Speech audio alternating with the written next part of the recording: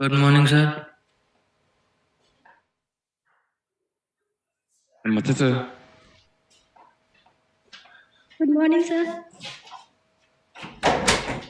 आवाज आ रही है?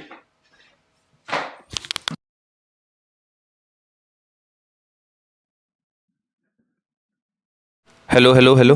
Good morning everyone. नमस्ते सर। नमस्कार नमस्कार नमस्कार। Good morning I am sir. Audible? बिल्कुल बिल्कुल ऑडिबल हैं आप। Good morning good morning everyone. Sir. Good morning good morning good morning sir. Good morning. कैसे हो सर? एकदम बढ़िया एकदम बढ़िया। आप लोग कैसे हैं? बढ़िया सर। मस्त चल सर। चलिए चलिए। ठंडी कुछ कम आज हुई तो है आप दो लोग क्या? क्लासेस। हाँ हाँ आज तो दो क्लासेस है ना बिल्कुल। आप बिल्कुल 2 क्लासेस हैं, बैक टू बैक हैं। Yes sir. और कुछ कम हुआ है आपके यहाँ ठंडी या अभी चल रहा है? अच्छा खासा। नहीं सर, नहीं हुआ। अभी नहीं कम हुई है।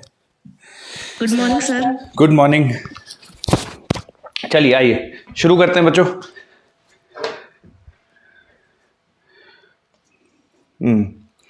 तो इलेक्ट्रोमैग्नेटिक इंडक्शन कल हम लोगों ने शुरू किया था, कुछ बेसिक कॉन्सेप्ट्स करे थे।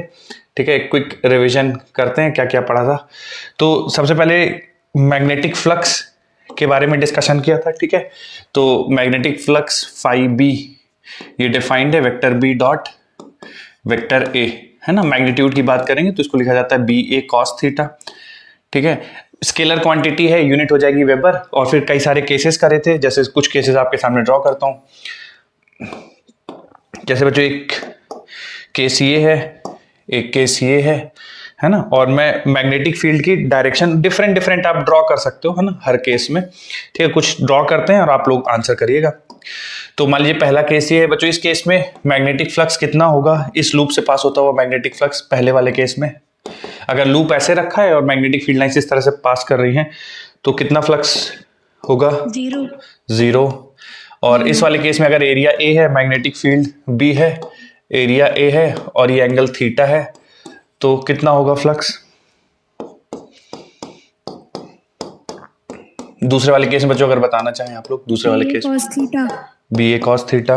ओके कुछ और कोई बता। एक्चुअली इसमें भी जो फ्लक्स लिंक होगा इस लूप के साथ, इसका भी आंसर बच्चों जीरो होगा।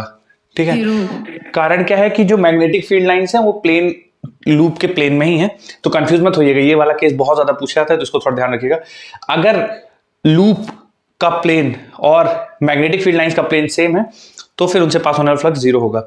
अब जैसे ये वाला केस है, इसमें मान लीजिए कि जो मैग्नेटिक फील्ड लाइंस है परपेंडिकुलर है लूप के डायरेक्शन में, तो यहाँ पे जो मैग्नेटिक फ्लक्स होगा, मान लीजिए मैं इसका एरिया ए बोल देता हूँ, strength of magnetic field B, तो फ्लक्स की वैल्यू हो जाएगी B into A into cos 0 degree, है ना। ओपन एरिया है, 2 डायरेक्शन ले सकते हैं। मैं मैग्नेटिक फील्ड की डायरेक्शन में एरिया वेक्टर ले लूंगा, दोनों पैरेलल हो जाएंगे कॉस 0, तो बी इंटू ए हो जाएगा। ठीक है, तो ये कुछ बेसिक बेसिक चीज हम लोगों ने करी थी। यूनिट इसकी बच्चों याद रखिएगा, वेबर होता है ना, डब्ल्यू बी। उसके बाद हम लोगों ने फैराडेज लॉज पढ़े थे। ठीक है, तो फैराडेज लॉज में ये था कि अगर किसी भी लूप से लिंक फ्लक्स चेंज होता है तो उसमें इंड्यूस्ड ईएमएफ आएगा। ठीक है, और उस इंड्यूस्ड ईएमएफ की वैल्यू बच्चों बताएंगे क्या? इंड्यूस्ड ईएमएफ की वैल्यू कितनी होगी? इंड्यूस्ड ईएमएफ अगर minus D phi by D T. बहुत बढ़िया बच्चों। ये इंड्यूस्ड ईएमएफ की यूनिट क्या हो जाएगी? ये मतलब ये तो हम लोगों ने शायद जो वोल्ट की यूनिट होती है वो यूनिट हो जाएगी। यस, जो वोल्टेज की यूनिट होती है वही हो जाएगी। बिल्कुल पोटेंशियल डिफरेंस ही है, इंड्यूस्ड ईएमएफ पोटेंशियल डिफरेंस ही है, तो वोल्ट हो जाएगा यूनिट। ठीक है, तो ये सब हम लोगों ने कल की क्लास में पढ़ा था। आज लेंजेस लॉ पढ़ेंगे, है ना, इंपॉर्टेंट है वो भी। फिर फ्लक्स कैलकुलेशन के कई सारे केसेस देखे थे। उससे पहले बच्चों थोड़ा सा मैं आप लोगों को बता देता हूँ। जैसे मान लीजिए लूप है, उसके साथ गैल्वेनोमीटर अटैच्ड है। मान लीजिए यहाँ पे मैग्नेट है लेकिन मैग्नेट मूव नहीं कर रहा है, रेस्ट पे है, तो इससे बच्चों कोई फ्लक्स लिंक होगा? इस कॉइल से लिंक फ्लक्स है या इस कॉइल से लिंक फ्लक्स जीरो है? ये जो कॉइल जीरो होगा, फ्लक्स तो होगा।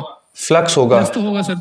यस हाँ बच्चों, फ्लक्स होगा पर इंड्यूस्ड ईएमएफ या इंड्यूस्ड करंट नहीं होगी। कारण क्या है बच्चों इंड्यूस्ड करंट या इंड्यूस्ड ईएमएफ ना होने के? फ्लक्स चेंज नहीं हो रहा ना सर। फ्लक्स चेंज नहीं हो रहा। लिंक फ्लक्स को चेंज होना चाहिए तब इंड्यूस्ड ईएमएफ आएगा, और अगर वो नहीं चेंज कर रहा है तो नहीं होगा। अब फ्लक्स चेंज कैसे कर सकते हैं? या तो आप मैग्नेट को इधर ले आइए, है ना, टुवर्ड्स द कॉइल, या मैग्नेट को कॉइल से दूर ले जाइए, है ना, या तो साउथ पोल पास लाइए या साउथ पोल दूर ले जाइए। जैसे भी आप करेंगे मूव मैग्नेट को, जिस स्पीड से मैग्नेट को मूव करेंगे तो फ्लक्स चेंज होगा। तो सिचुएशन ये है कि जब भी किसी लूप से एसोसिएटेड फ्लक्स चेंज होगा तो उसमें इंड्यूस्ड करंट होगी। ठीक है, तो जैसे यहाँ पे नॉर्थ पोल पास ला रहे हैं, ठीक है, यहाँ पे नॉर्थ पोल दूर ले जा रहे हैं, यहाँ साउथ पोल पास आ रहे हैं, यहाँ साउथ पोल दूर ले जा रहे हैं, यानी ठीक है, या तो फिर आप स्पीड बढ़ा दीजिए, स्पीड बढ़ाएंगे तो इंड्यूस्ड ईएमएफ ज्यादा होगा, डिफ्लेक्शन ज्यादा होगा। ठीक है, तो जितना ज्यादा फ्लक्स चेंज होगा उस हिसाब से आपका डिफ्लेक्शन होगा। एक केस और बच्चों देखते हैं, आप थोड़ा बताइएगा।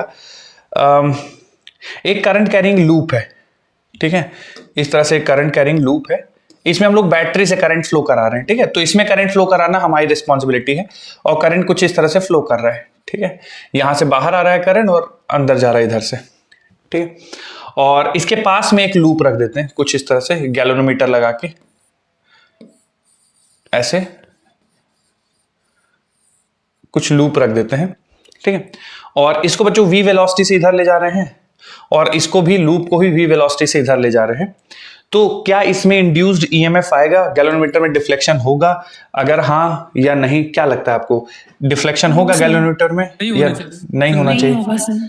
कारण क्या है ना होने का डिफ्लेक्शन? सर क्योंकि दोनों की वेलोसिटी सेम है, रिफ्लेक्शन नहीं होने का सर। रिलेटिव मोशन नहीं है यहाँ पे, रिलेटिव मोशन नहीं है, बिल्कुल एब्सोल्युटली। देखिए बच्चों क्या है ना कि फ्लक्स जो लिंक है कॉइल के साथ वो चेंज होना चाहिए। तो जैसे आप एक करंट फ्लो करा रहे हैं तो इससे कुछ लिंक फ्लक्स होगा, ठीक है ना, और अगर ये फ्लक्स चेंज होगा तो इसमें डिफ्लेक्शन होगा, फ्लक्स चेंज नहीं होगा तो डिफ्लेक्शन नहीं होगा। अब दोनों को आप सेम स्पीड से लेते जा रहे हैं तो इससे जो लिंक्ड फ्लक्स है उसका मैग्नीट्यूड चेंज नहीं होगा।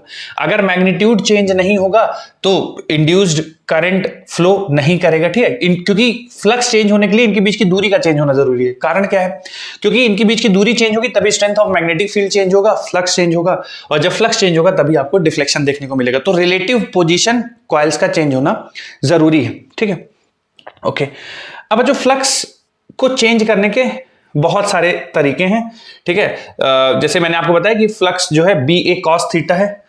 ठीक है, फ्लक्स जो मैग्नेटिक फ्लक्स हम लोग लिख रहे हैं वो बी ए कॉस थीटा है। तो फ्लक्स को चेंज करने के बच्चों बहुत सारे तरीके हैं। ठीक है, हम लोग एक एक करके काफी सारी चीजों पे बात करेंगे। एक तो ये है कि आप मैग्नेटिक फील्ड को चेंज कर दीजिए। ठीक है, दूसरा है कि area of the loop change करिए, एंगल चेंज कर दीजिए। ठीक है, तो हम लोग मैग्नेटिक फील्ड का चेंज होता हुआ केस भी देखेंगे, एरिया का चेंज होता हुआ केस भी देखेंगे, और थीटा का केस भी देखेंगे, है ना। तो इन तीनों क्वांटिटीज को चेंज कर दीजिए, या तो एक को चेंज कर दीजिए, दो को एक साथ चेंज कर दीजिए, कुछ भी कर दीजिए, कुल मिला के फ्लक्स चेंज होना चाहिए। तो हम लोग अपने जो डिस्कशन है आने वाले समय में तो इसका भी चेंज देख के मैग्नेटिक फ्लक्स प्रोड्यूस होता हुआ देखेंगे, एरिया का भी चेंज होकर मैग्नेटिक फ्लक्स प्रोड्यूस होता हुआ देखेंगे, और थीटा का भी चेंज होकर मैग्नेटिक फ्लक्स प्रोड्यूस होते हुए देखेंगे। ठीक है, चलिए उससे पहले बच्चों थोड़ा सा हम लोग लेंजेस लॉ के बारे में डिस्कशन करते हैं।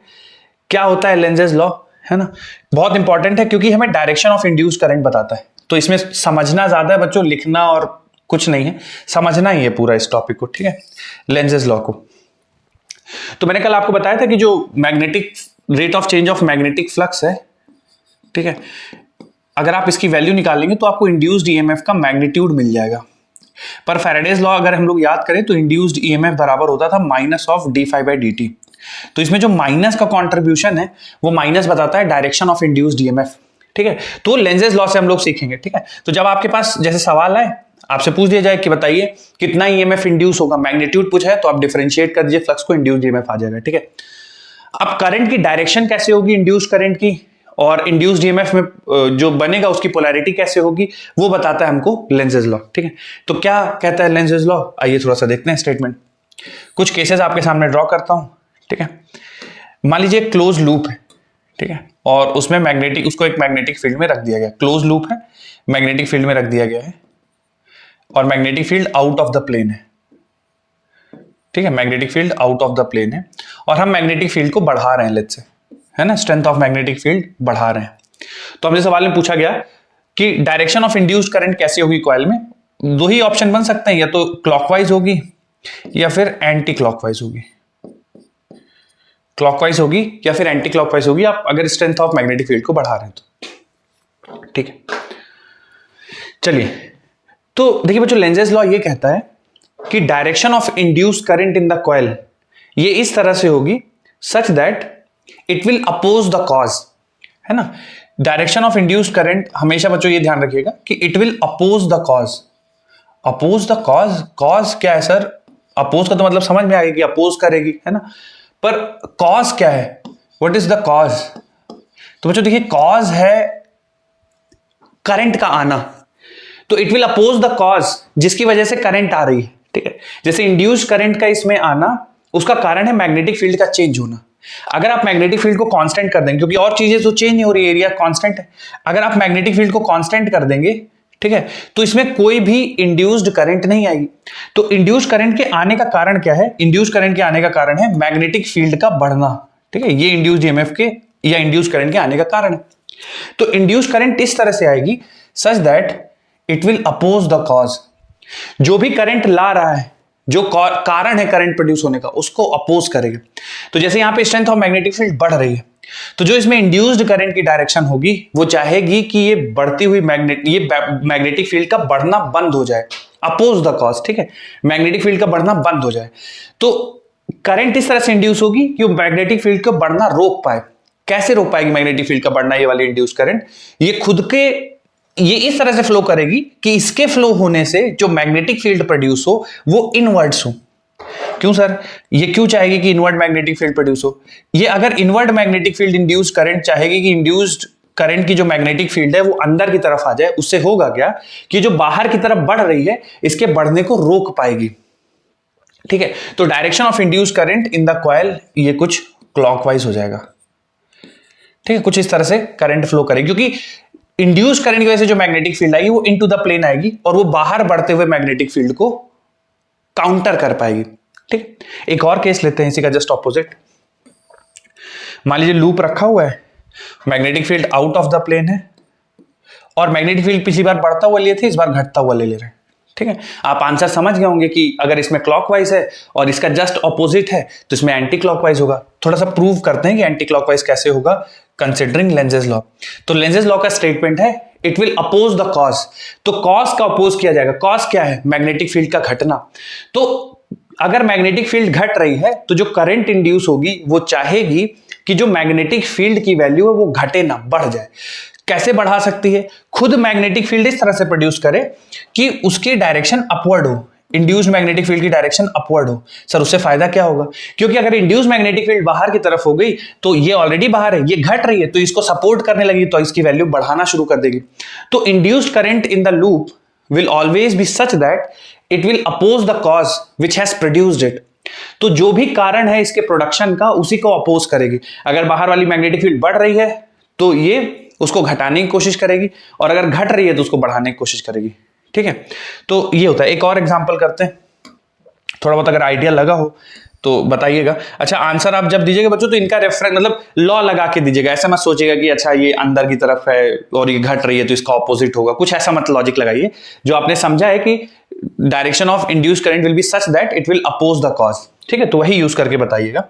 मान लीजिए एक लूप है और इसमें magnetic field into the plane है, ठीक है, magnetic field into the plane है और स्ट्रेंथ ऑफ मैग्नेटिक फील्ड घट रहा है। तो बच्चों एक एक करके चलते स्टेप बाय स्टेप। तो कॉज क्या है यहाँ पे? इंड्यूस करंट के आने का कॉज क्या है बच्चों? इस कारण क्या है इंड्यूस करंट के आने का? सर मैग्नेटिक फील्ड का घटना। मैग्नेटिक फील्ड का घटना, एब्सोल्युटली। मैग्नेटिक फील्ड डिक्रीजिंग है तो मैग्नेटिक फील्ड का घटना ही कारण है। इंड्यूस करंट इस तरह से आएगी कि उस कारण का अपोज करेगी जिसकी वजह से आई है। तो मैग्नेटिक फील्ड का घटना कारण है तो डायरेक्शन ऑफ इंड्यूस करंट इस तरह से होना चाहिए कि उस घटते हुए मैग्नेटिक फील्ड को अपोज कर पाए। मैग्नेटिक फील्ड का घटने का ऑपोजिट क्या होता है? मैग्नेटिक फील्ड का बढ़ना। तो करंट इस तरह से आएगी कि वो इस मैग्नेटिक फील्ड को जो ऑलरेडी एग्जिस्ट कर रही है उसको बढ़ाना शुरू कर दे। तो बताइए किस डायरेक्शन में होना चाहिए तो एग्जिस्टिंग मैग्नेटिक फील्ड को बढ़ा? क्लॉकवाइज। करंट क्लॉकवाइज होना चाहिए। बिल्कुल क्लॉकवाइज होगा। तो क्लॉकवाइज होगा तो इंड्यूस्ड मैग्नेटिक फील्ड भी अंदर की तरफ हो जाएगा और इंड्यूस मैग्नेटिक फील्ड अगर अंदर की तरफ हो गया तो नेट मैग्नेटिक फील्ड बढ़ना शुरू हो जाएगी, क्योंकि इसका अंदर है मैग्नेटिक फील्ड और ये भी ऑलरेडी अंदर है। तो नेट मैग्नेटिक फील्ड को ये बढ़ाने की कोशिश करेगी क्योंकि नेट मैग्नेटिक फील्ड घट रहा है, ठीक है। तो हमेशा उस कॉज को अपोज करेगी जिसकी वजह से इंड्यूस्ड करंट आई है, ठीक है। तो बच्चों इसमें मैं एक लाइन लिखवाता हूं, फिर आप ये 3 एग्जाम्पल लिखेंगे, फिर कुछ और सवाल करेंगे। लिखिए थोड़ा सा एक line. Direction of induced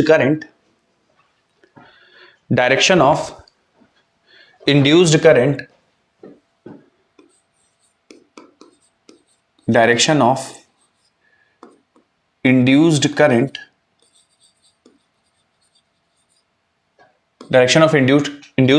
will be such that direction of induced current will be such that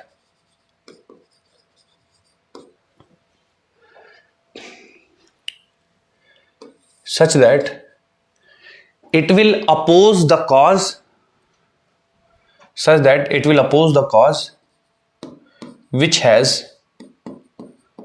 produced it.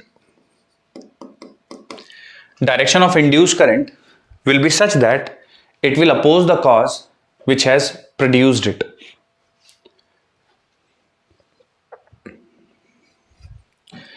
Direction of induced current will be such that it will oppose the cause which has produced it.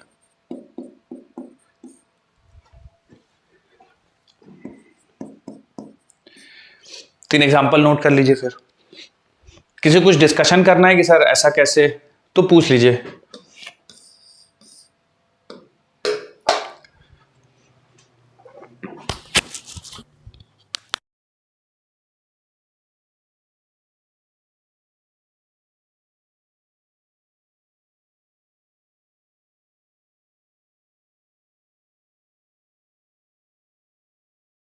Hello sir. Hello sir.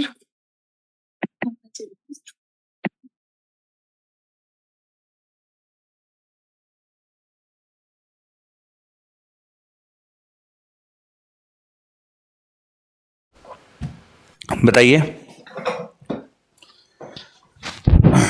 बोलिए। फिर से समझा दीजिए। फिर से समझा दें। Mix हो गया ऐसा लग रहा। मिक्स हो गया सब कुछ? अरे भाई सर ठीक, लेकिन आप माइक क्लियर रहिएगा। टू वे इंटरेक्शन होगा। मैं आपसे पूछूंगा, आपको जवाब ओके देना सर। पड़ेगा।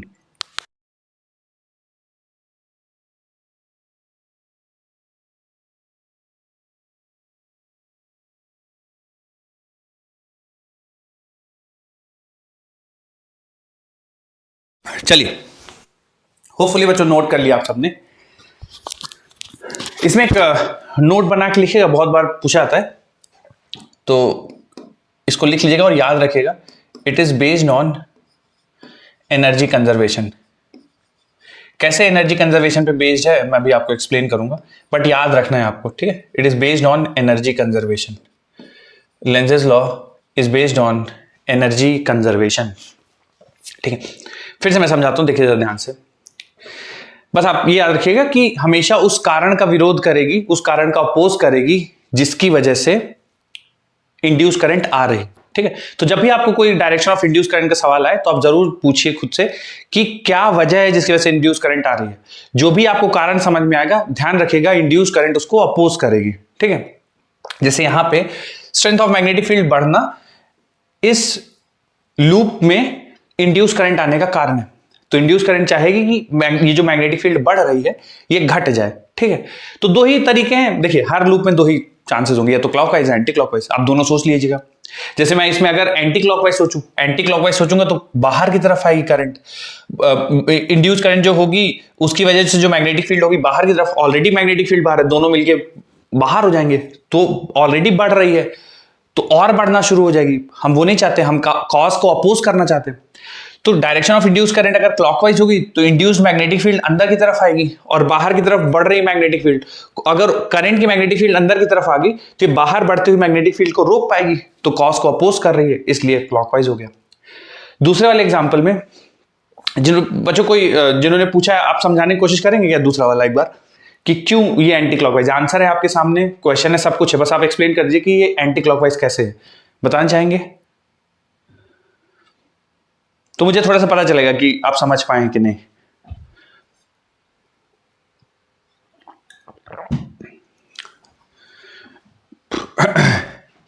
बताइए, दूसरा वाला एग्जांपल समझाइए।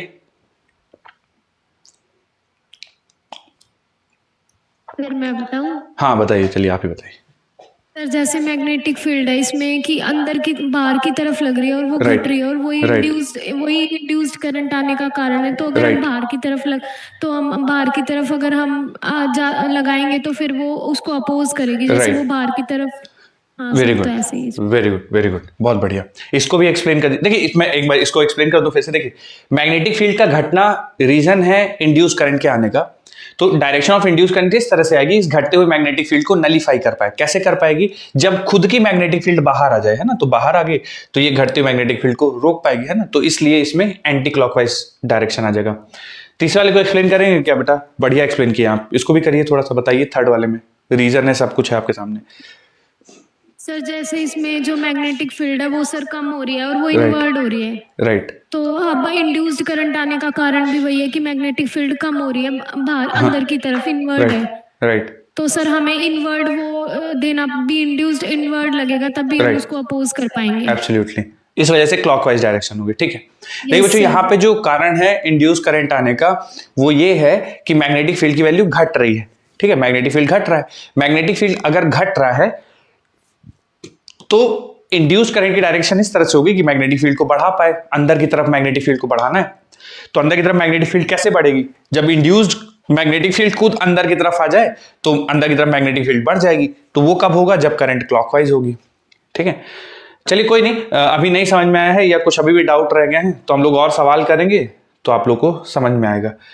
जैसे ये वाला सवाल देखिए बच्चों, इसमें इनफाइनाइट वायर है और करंट की वैल्यू बढ़ रही है, तो आपको बताना है इंड्यूस्ड करंट की डायरेक्शन इस वाले लूप में किधर होगी। तो देखिए बच्चों, इसमें थोड़ा सा आप लोगों को सोचना पड़ेगा कि जो वायर है इनफाइनाइट वायर, इसकी वजह से मैग्नेटिक फील्ड लूप में अंदर की तरफ है, ठीक है। ये कैसे पता चला? Right hand thumb rule, thumb रखा करंट की डायरेक्शन में और magnetic field into the plane है, ठीक है। और करंट का वैल्यू बढ़ रहा है यानी स्ट्रेंथ ऑफ मैग्नेटिक फील्ड बढ़ रही है, ठीक है। बी की वैल्यू बढ़ रही है, तो आप इंड्यूस करंट का डायरेक्शन बताइए। तो यहाँ पे अंदर की तरफ मैग्नेटिक फील्ड बढ़, induced anti clockwise anti clockwise current, yes sir. Sir anti clockwise. Okay.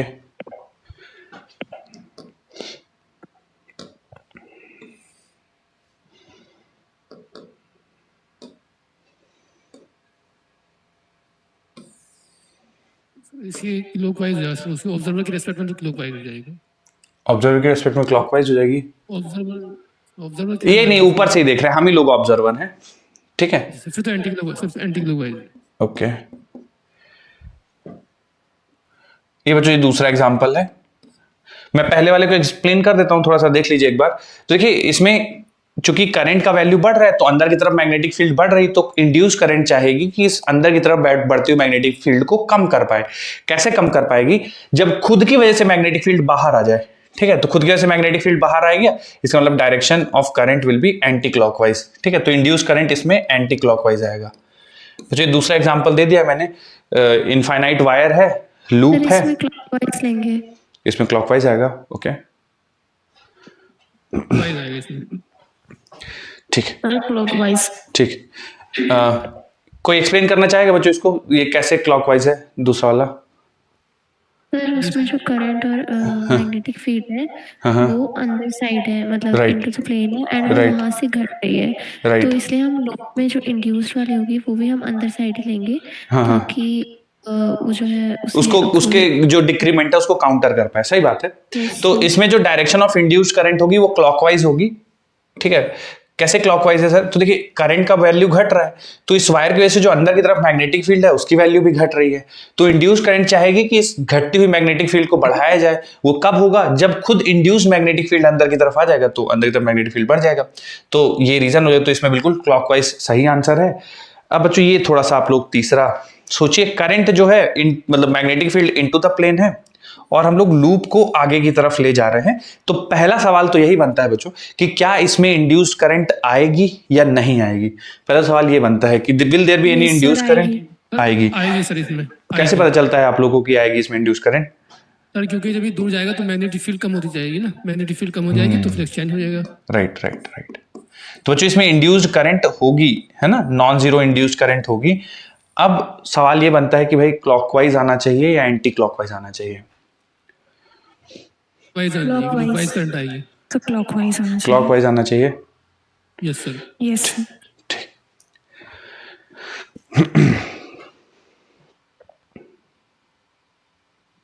आइए बच्चों थोड़ा सा मैं इसमें समझाता हूं आपको। देखिए, तो जब लूप आगे की तरफ जा रहा है, ठीक है, तो मैग्नेटिक फ्लक्स अंदर की तरफ ही है, मैग्नेटिक फील्ड अंदर की तरफ है, अब ये लूप आगे की तरफ जा रहा है, तो जैसे जैसे वायर से दूर जाएगा ना तो स्ट्रेंथ ऑफ मैग्नेटिक फील्ड घट जाएगी, ठीक है। तो आप ऐसा सोच लीजिए कि फ्लक्स घट रहा है, या जैसे जैसे दूर जाएगा तो स्ट्रेंथ ऑफ मैग्नेटिक फील्ड घटती जाएगी। क्यों सर? क्योंकि वायर से दूर जा रहा है तो स्ट्रेंथ ऑफ मैग्नेटिक फील्ड घटती जाएगी। तो इंड्यूस करंट इस तरह से आएगी कि उस घटती हुई मैग्नेटिक फील्ड को कॉम्पनसेट कर पाए, ठीक है। तो घटती हुई मैग्नेटिक फील्ड कॉम्पनसेट कब कर पाएगा? जब खुद इंड्यूस करंट की वजह से magnetic field into the plane आ जाए, तो वो क्लॉकवाइज कुछ इस तरह से हो जाएगा, ठीक है। आइए और कुछ सवाल कर लेते हैं। देखिए बच्चों, किसी को कुछ डाउट होगा तो आपको पूछना पड़ेगा, और हर बार आप भी एक्सप्लेनेशन सोचिए कि सर मुझे ऐसा लगता है कि ऐसा होगा, क्या इसको ऐसा होना चाहिए, तो आप भी सोचिए और अपने थॉट्स शेयर करिए, ठीक है। अगर नहीं समझ में आ रहा है कोई चीज तो पूछिए। और देखिए कुछ सवाल करते हैं इसमें।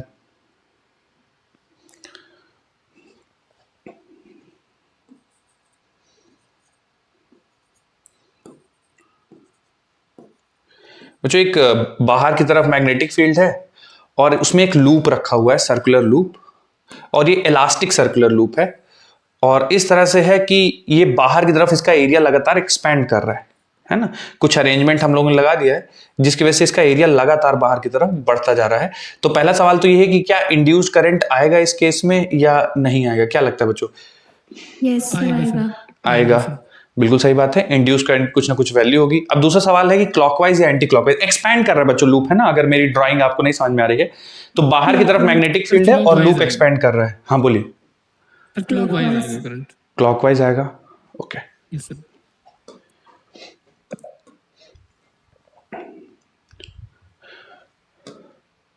बच्चों और किसी को कुछ मतलब डाउट हो तो पूछ लीजिएगा, ठीक है।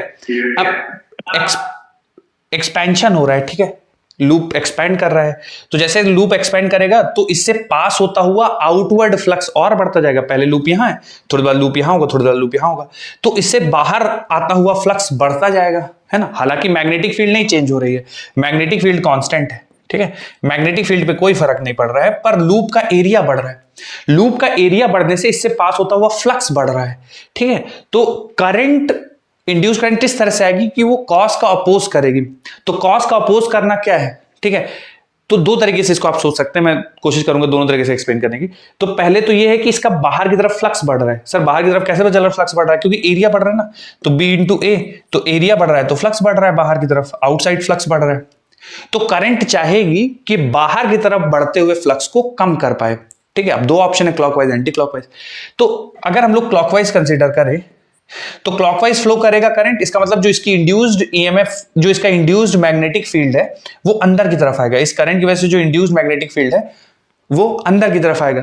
तो बाहर की तरफ मैग्नेटिक फील्ड है और अगर इसने खुद का जो मैग्नेटिक फील्ड है वो अंदर की तरफ प्रोड्यूस कर लिया, ठीक है, तो क्या होगा कि इस इंड्यूस्ड मैग्नेटिक फील्ड की वजह से कुछ फ्लक्स अंदर की तरफ आ जाएगा, ठीक है। तो जो बाहर बढ़ता हुआ फ्लक्स है उसको रोक पाएगा, क्योंकि खुद की वजह से जो फ्लक्स प्रोड्यूस कर लेगा वो अंदर की तरफ कर लेगा, तो बाहर बढ़ते हुए फ्लक्स को रोक पाएगा। एक दूसरा बच्चों, अगर आप इस पे फोर्स की डायरेक्शन देखेंगे ना, तो ये जो क्लॉकवाइज करंट होगा इसकी वजह से जो लूप पे फोर्स आएगा वो इनवर्ट्स आएगा, ठीक है। तो इस तरह से करंट का जो डायरेक्शन है वो इसके एक्सपेंशन को रोक रहा है, ठीक है। तो कुल मिला के इस वाले केस में जो डायरेक्शन है करंट का वो क्लॉकवाइज आएगा, क्योंकि बाहर बढ़ते हुए फ्लक्स को रोकना चाहता है। और देखिए बच्चों, सवाल करते हैं इसी पे।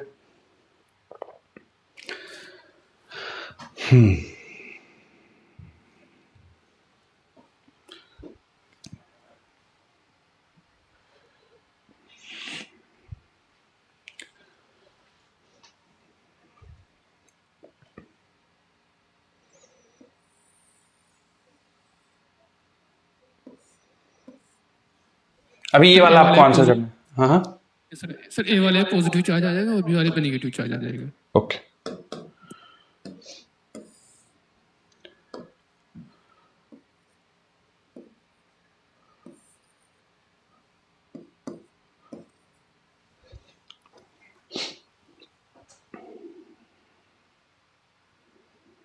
पर बी पर पॉजिटिव और ए पर नेगेटिव, ठीक है। चलिए, तो बच्चों इसमें देखिए स्ट्रेंथ ऑफ मैग्नेटिक फील्ड बढ़ रही है, ठीक है, स्ट्रेंथ ऑफ मैग्नेटिक फील्ड बढ़ रही है। तो इसमें जो इंड्यूस्ड करंट होगी वो चाहेगी कि मैग्नेटिक फील्ड की वैल्यू कम हो जाए। अब मैग्नेटिक फील्ड कम कैसे होगी, बाहर की तरफ बढ़ रही, तो ये करंट इस तरह से प्रोड्यूस करेगा कि मैग्नेटिक फील्ड अंदर की तरफ आ जाए इस लूप में, ठीक है। इंड्यूस करंट की वजह से जो मैग्नेटिक फील्ड अंदर की तरफ आ जाए, अच्छा अंदर की तरफ आएगा मतलब करंट की डायरेक्शन ऐसे होगी, करंट की डायरेक्शन ऐसे होगी, इसका मतलब बच्चों पॉजिटिव चार्जेस जाके ए पे एक्यूमुलेट हो रहे हैं तो ए पॉजिटिव बन जाएगा, और बी से चार्जेस निकल रहे हैं यानी बी पे निगेटिव हो जाएगा, तो ए पे पॉजिटिव पोलैरिटी आ जाएगी और बी पे निगेटिव पोलैरिटी आ जाएगी। बोलिए बच्चों समझ में आया है ये बात, बोलिए जल्दी से। Yes sir. ठीक, अब चलिए देखिए अगला सवाल है, तो इलेक्ट्रॉन बीम की बजाय अभी ये वाला थोड़ा सा करते हैं। इसमें देखिए बच्चों 2 प्लेट्स हैं, सर्कुलर लूप है, 2 प्लेट है, और ठीक है, तो ये किस तरह से प्लेट है बच्चों, ये लूप कैसा है कि जो पीक्यू प्लेट वाला रीजन है वो प्लेन के अंदर है, ठीक है, और जो ये वायर वाला रीजन है ये आपकी तरफ है। देखिए लूप हम लोग ऐसे रखे हुए हैं, तो ये जो प्लेट वाला रीजन है वो ये वाला है, ठीक है, तो प्लेट वाला रीजन ये है और ये वायर है ना, तो ये जो वायर वाला हिस्सा है वो ये वाला आपकी तरफ है और प्लेट वाला विद इन बोर्ड है, ठीक है, और हम नॉर्थ साउथ ऐसा मैग्नेट है और उसको दूर ले जा रहे हैं, तो आपको बताना है पी और क्यू में पोलैरिटी कैसी होगी, कौन सी प्लेट पॉजिटिव कौन सी प्लेट नेगेटिव। सर क्यू वाला पॉजिटिव हो जाएगा और पी वाला नेगेटिव। ओके,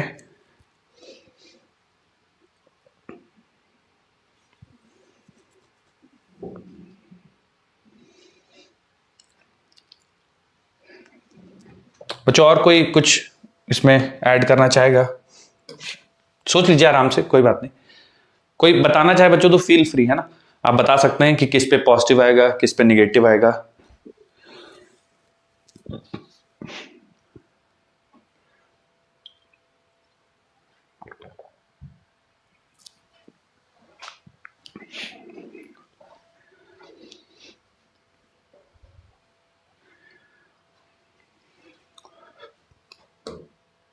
चलिए बच्चों, कोई बताना चाहेगा बच्चों, कोई मदद करना चाहेगा इसमें, कैसे क्या सोच रहे हैं, क्या हो रहा होगा। सर इसमें सर साउथ पोल जो है सर, इसमें साउथ पोल से जो नॉर्थ पोल से फील्ड निकलेगी और साउथ पोल में जो एंटर करेगी, राइट, तो इसका मतलब ये है कि जब ये साउथ पोल जब ये मैग्नेट दूर जाएगा हाँ, तो इसमें जो मैग्नेटिक फील्ड है वो मैग्नेटिक फ्लक्स कम हो जाएगा, इसमें मैग्नेटिक फ्लक्स कम हो जाएगा, तो इसमें करंट इस तरह बहेगा कि वो इस फ्लक्स को जो है ज्यादा मैग्नेटिक फील्ड को ज्यादा करने की कोशिश करेगा, राइट, तो पीछे जो है करंट बहेगा और की तरफ आएगा, ओके, तो इसी डायरेक्शन में जो है। ठीक है, देखते हैं आइए। बस देखिए आप साउथ पोल को दूर ले जा रहे हैं, ठीक है, ध्यान सुनिएगा, उसी तरह का सवाल एक ही है, फिर आप लोगों को बताना पड़ेगा, ठीक है, ध्यान सुनिएगा इसको। तो साउथ नॉर्थ है, हम लोग इधर ले जा रहे हैं, ठीक है, हमें पता है कि जो मैग्नेटिक फील्ड लाइंस है वो साउथ पे एंटर होती है, तो मतलब कुछ ऐसा सिचुएशन होगा कि फील्ड लाइंस साउथ पे एंटर हो रही होंगी, ठीक है। अब आप इसको मैग्नेट को दूर ले जा रहे हैं, मैग्नेट को दूर ले जा रहे हैं मतलब इस लूप में एक तरह से देखा जाए तो ये आपका लूप है, ठीक है, ये आपका लूप है, साइड से देख रहे हैं, ठीक है, साइड से देख रहे हैं, हमें लूप ऐसा दिखेगा, ठीक है, तो ये जो आपका लूप है इसमें इस डायरेक्शन में मैग्नेटिक फील्ड है, ठीक है, क्योंकि साउथ इधर है ना, तो मैग्नेटिक फील्ड की डायरेक्शन इधर है, ठीक है, ये मैग्नेटिक फील्ड है, और चूंकि आप मैग्नेट को दूर ले जा रहे हैं तो स्ट्रेंथ ऑफ मैग्नेटिक फील्ड लगातार घटती जा रही है, तो इंड्यूस करंट क्या चाहेगी, इंड्यूस करंट चाहेगी कि इस घटती हुई मैग्नेटिक फील्ड को रोका जाए, यानी खुद इस तरह से मैग्नेटिक फील्ड प्रोड्यूस करें कि इंड्यूस मैग्नेटिक फील्ड का डायरेक्शन इधर ही आ जाए, इंड्यूस मैग्नेटिक फील्ड का डायरेक्शन इधर ही आ जाए। अब ये कब पॉसिबल होगा बच्चों, इंड्यूस मैग्नेटिक फील्ड का डायरेक्शन इधर कब पॉसिबल होगा, जब करंट इस तरह से फ्लो करेगी तभी पॉसिबल होगा, यानी सर करंट ऊपर वाले पॉइंट से बाहर आएगी और अंदर वाले पॉइंट से मतलब नीचे वाले पॉइंट से एंटर करेगी, ठीक है, तो यानी यहां से करंट बाहर आएगी और फिर यहां एंटर करेगी, यानी P से करंट निकलेगी, अगर P से करंट निकल रही है और Q तक जा रही है तो बच्चों P बन जाएगा आपका माइनस वाला, Q बन जाएगा आपका प्लस वाला। बच्चों समझ में आया थोड़ा बहुत ये? Yes sir.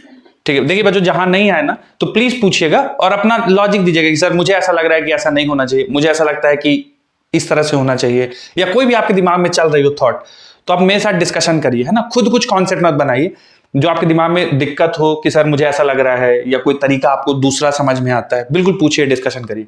अब ये सवाल है, इसमें ऑब्जर्वर जो है बच्चों ऊपर बैठा हुआ है, ठीक है, ऊपर से देख रहे हैं मैग्नेट गिर रहा है, ये कंडक्टिंग लूप है, आपको बताना है कि ऊपर से देखते हुए ऑब्जर्वर को इस लूप में करंट कैसे लगेगा, क्लॉकवाइज एंटी क्लॉकवाइज।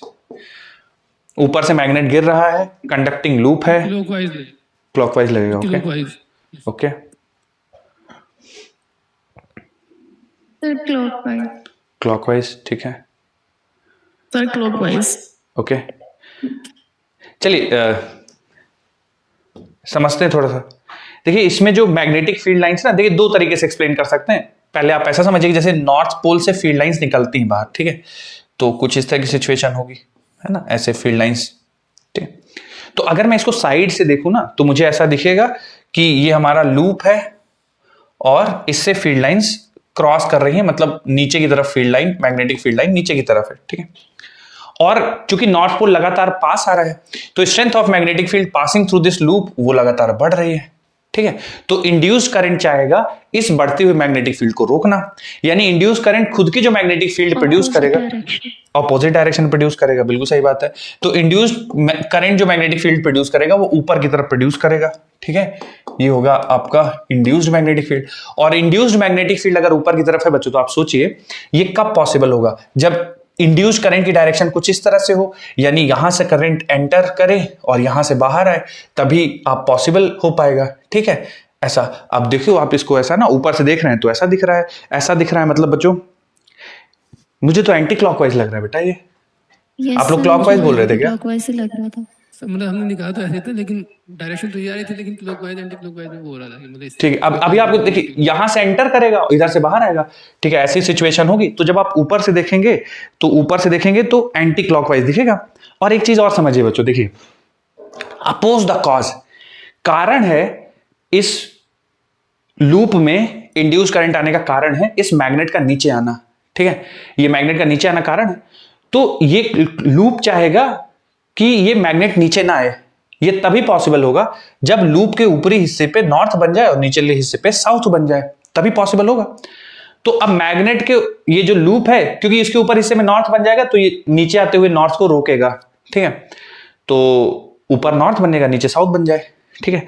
तो ऊपर नॉर्थ तब बनेगा जैसे हम ऊपर से देख रहे हैं लूप को, और हम चाहते हैं कि जब जहां से हम देख रहे हैं उधर नॉर्थ बन जाए, तो उसमें एंटी क्लॉकवाइज करंट फ्लो करेगी, तभी नॉर्थ बनेगा, और उसके ऑपोजिट फेस पे साउथ बनेगा। इसमें डाउट होता है कि इस डायरेक्शन को जो आपने निकाला है इसको क्लॉकवाइज कहेंगे या एंटी क्लॉकवाइज कहेंगे, जैसे तो ऊपर से देख रहे हैं तो क्लॉकवाइज, जैसे हम देख रहे हैं ऐसे, तो हम अगर घड़ी को देखेंगे ऐसे, मान लीजिए हमारा ये है ना लूप का सेंस ये है, अगर हम घड़ी को देखेंगे तो घड़ी ऐसे फ्लो करेगा, घड़ी यानी इस डायरेक्शन में फ्लो करेगा, और हमारा करंट ऐसे, तो एंटी क्लॉकवाइज। समझ रहे हैं आप? क्योंकि ये उल्टा, घड़ी की दिशा के उल्टा है ना, घड़ी के जिस डायरेक्शन में क्लॉक जा रहा है उसके ऑपोजिट है, ठीक है, और क्लॉक इस तरह से जाता है तो क्लॉक के ऑपोजिट है, इसलिए एंटी क्लॉकवाइज। हाँ हाँ हाँ हाँ, बोलिए। सर ये जो PQ वाला है सर, इसको भी एक बार ये नॉर्थ साउथ वाले से समझा दीजिए। एंटी मतलब ठीक, ये भी दूर जाएगा तो फिर ये हाँ, इसको बोलिए। अट्रैक्ट करने की कोशिश करेगा। ये अगर दूर जाएगा, ये साउथ है, तो ये इसको अट्रैक्ट करने की कोशिश करेगा, राइट? तो नॉर्थ डेवलप कर लेगा सर। नॉर्थ डेवलप कर लेगा, बिल्कुल सही बात है, ठीक है। तो सर हाँ क्या एंटी क्लॉकवाइज नहीं होगी मतलब? तो फिर हाँ, मैं बताता हूँ, देखिए अगर ये दूर जा रहा है, ठीक है, साउथ है, तो अपोज करेगा, है ना, दूर जाना मैग्नेट का कारण है इसमें इंड्यूस करंट आने का, तो ये इसको अपोज करेगा। अपोज कैसे कर सकता है? जब इसको रोक ले दूर जाने से। दूर जाने से कब रोक पाएगा? जब इधर नॉर्थ बनेगा। नॉर्थ कब बनेगा इधर? जब करंट ऐसे फ्लो करेगी, है ना, मतलब इधर से ऊपर आएगी, इधर से अंदर जाएगी, तो इधर नॉर्थ बनेगा। सर आपको कैसे पता चला कि इस तरह से फ्लो करने पे ही नॉर्थ बनेगा? क्योंकि नॉर्थ से मैग्नेटिक फील्ड लाइंस निकलती हैं, तो इसमें अगर करंट ऐसे फ्लो करेगा तो ही इधर नॉर्थ बनेगा, क्योंकि तभी फील्ड लाइंस इधर से निकलेंगी और ऐसे घूम करके इधर एंटर होंगी, मतलब ये वाला फेस साउथ होगा, ये वाला नॉर्थ होगा। अब ये नॉर्थ बनेगा तो करंट ऐसे फ्लो करना चाहिए, है ना, ऊपर से करंट बाहर और इधर से अंदर, बाहर अंदर, ठीक है। तो यानी यहां से बाहर आना चाहिए करंट, यानी यहां से करंट बाहर आना चाहिए और फिर यहां से अंदर होना चाहिए करंट, है ना। ये तभी पॉसिबल होगा जब P से चार्जेस निकले और Q पे एक्यूमुलेट हो। Q पे चार्जेस एक्यूमुलेट होंगे यानी Q पॉजिटिव, P नेगेटिव। बोलिए। एक और सवाल देखिए बच्चों, सेम रखते हैं, थोड़ा सोच के बताइएगा। अब ये मैग्नेट गिरते गिरते बच्चों लूप को क्रॉस कर गया है, मैग्नेट ऐसा आया, लूप को क्रॉस कर गया है और इस तरह से कुछ जा रहा है बाहर, ठीक है, लूप को क्रॉस कर गया, तो इधर साउथ है, इधर नॉर्थ है और नीचे जा रहा है। ऊपर से देख रहे हैं, ऑब्जर्वर ऊपर ही है, आपको बताना है इसको डायरेक्शन ऑफ करंट कैसे दिखेगा।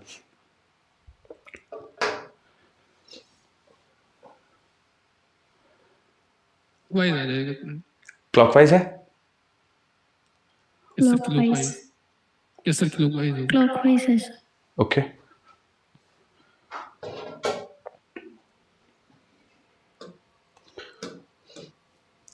ठीक है। देखिए बच्चों, आइए समझते हैं इसको।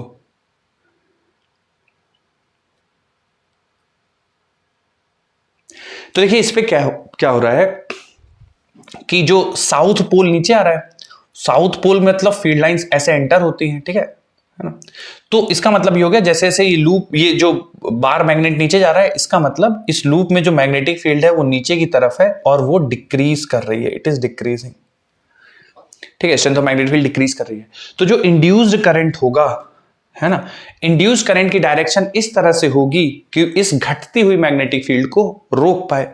इस घटती हुई मैग्नेटिक फील्ड को कैसे रोक पाएगा? जब इधर से करंट फ्लो करे, यानी इधर करंट एंटर हो और यहां से बाहर आए, ठीक है, तभी जो इंड्यूस्ड मैग्नेटिक फील्ड होगी, अगर ऐसा फ्लो करेगा करंट तो इंड्यूस्ड मैग्नेटिक फील्ड नीचे की तरफ होगी, और अगर इंड्यूस्ड मैग्नेटिक फील्ड नीचे की तरफ होगी तो घटती हुई मैग्नेटिक फील्ड को रोक पाएगा। तो इस तरह से फ्लो करना चाहिए। तो जब हम ऊपर देख रहे हैं, है ना, ऊपर से देखो तो एकदम क्लॉक की डायरेक्शन में ही है, तो क्लॉकवाइज इसमें direction of flow of current clockwise होगा, ठीक है। अगला आइए बच्चों। हाँ हाँ, वो ऐसे भी कर सकते हैं ना कि अगर मैग्नेट नीचे जा रहा है तो फिर ऊपर जो होगा साउथ के बगल में नॉर्थ डेवलप हो जाएगा, तो नीचे से एंटी क्लॉकवाइज और ऊपर से देखेंगे तो क्लॉकवाइज। राइट, ठीक है बच्चों। ये देखिए थोड़ा सा बताइए, एक इलेक्ट्रॉन बीम है, एक्सेलरेटेड है, मतलब स्पीड बढ़ रही है इलेक्ट्रॉन बीम की, तो यहां पे इंड्यूस करंट की डायरेक्शन क्या होगी?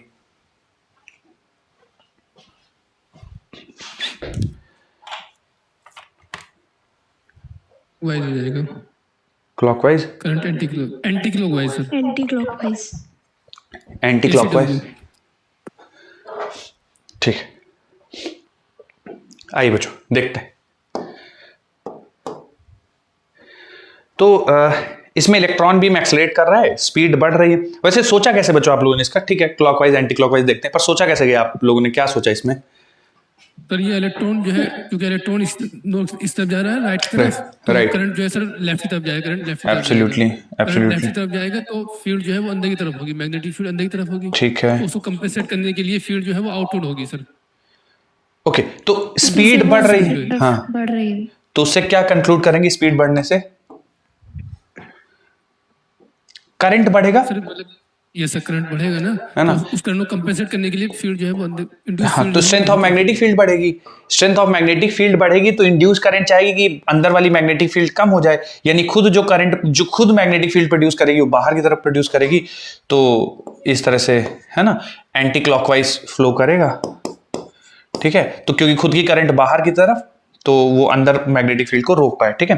तो बच्चों देखिए इसमें क्या है, जब भी आपको चार्जेस मूव करते हुए दिखे ना, तो आप उसको करंट बनाइए उससे। जैसे इलेक्ट्रॉन जा रहे हैं राइट की तरफ, तो करंट जाएगी लेफ्ट की तरफ। इस जाते हुई करंट से मैग्नेटिक फील्ड निकालिए, एक बार करंट आ गया, मैग्नेटिक फील्ड। अब स्पीड बढ़ रही है चार्ज पार्टिकल्स की, ठीक है, इलेक्ट्रॉन बीम है, स्पीड बढ़ रही है, स्पीड बढ़ रही है बच्चों, तो स्ट्रेंथ ऑफ करंट बढ़ रही होगी, है ना। जितना तेज चार्ज पास होगा उतना ज्यादा करंट होगा।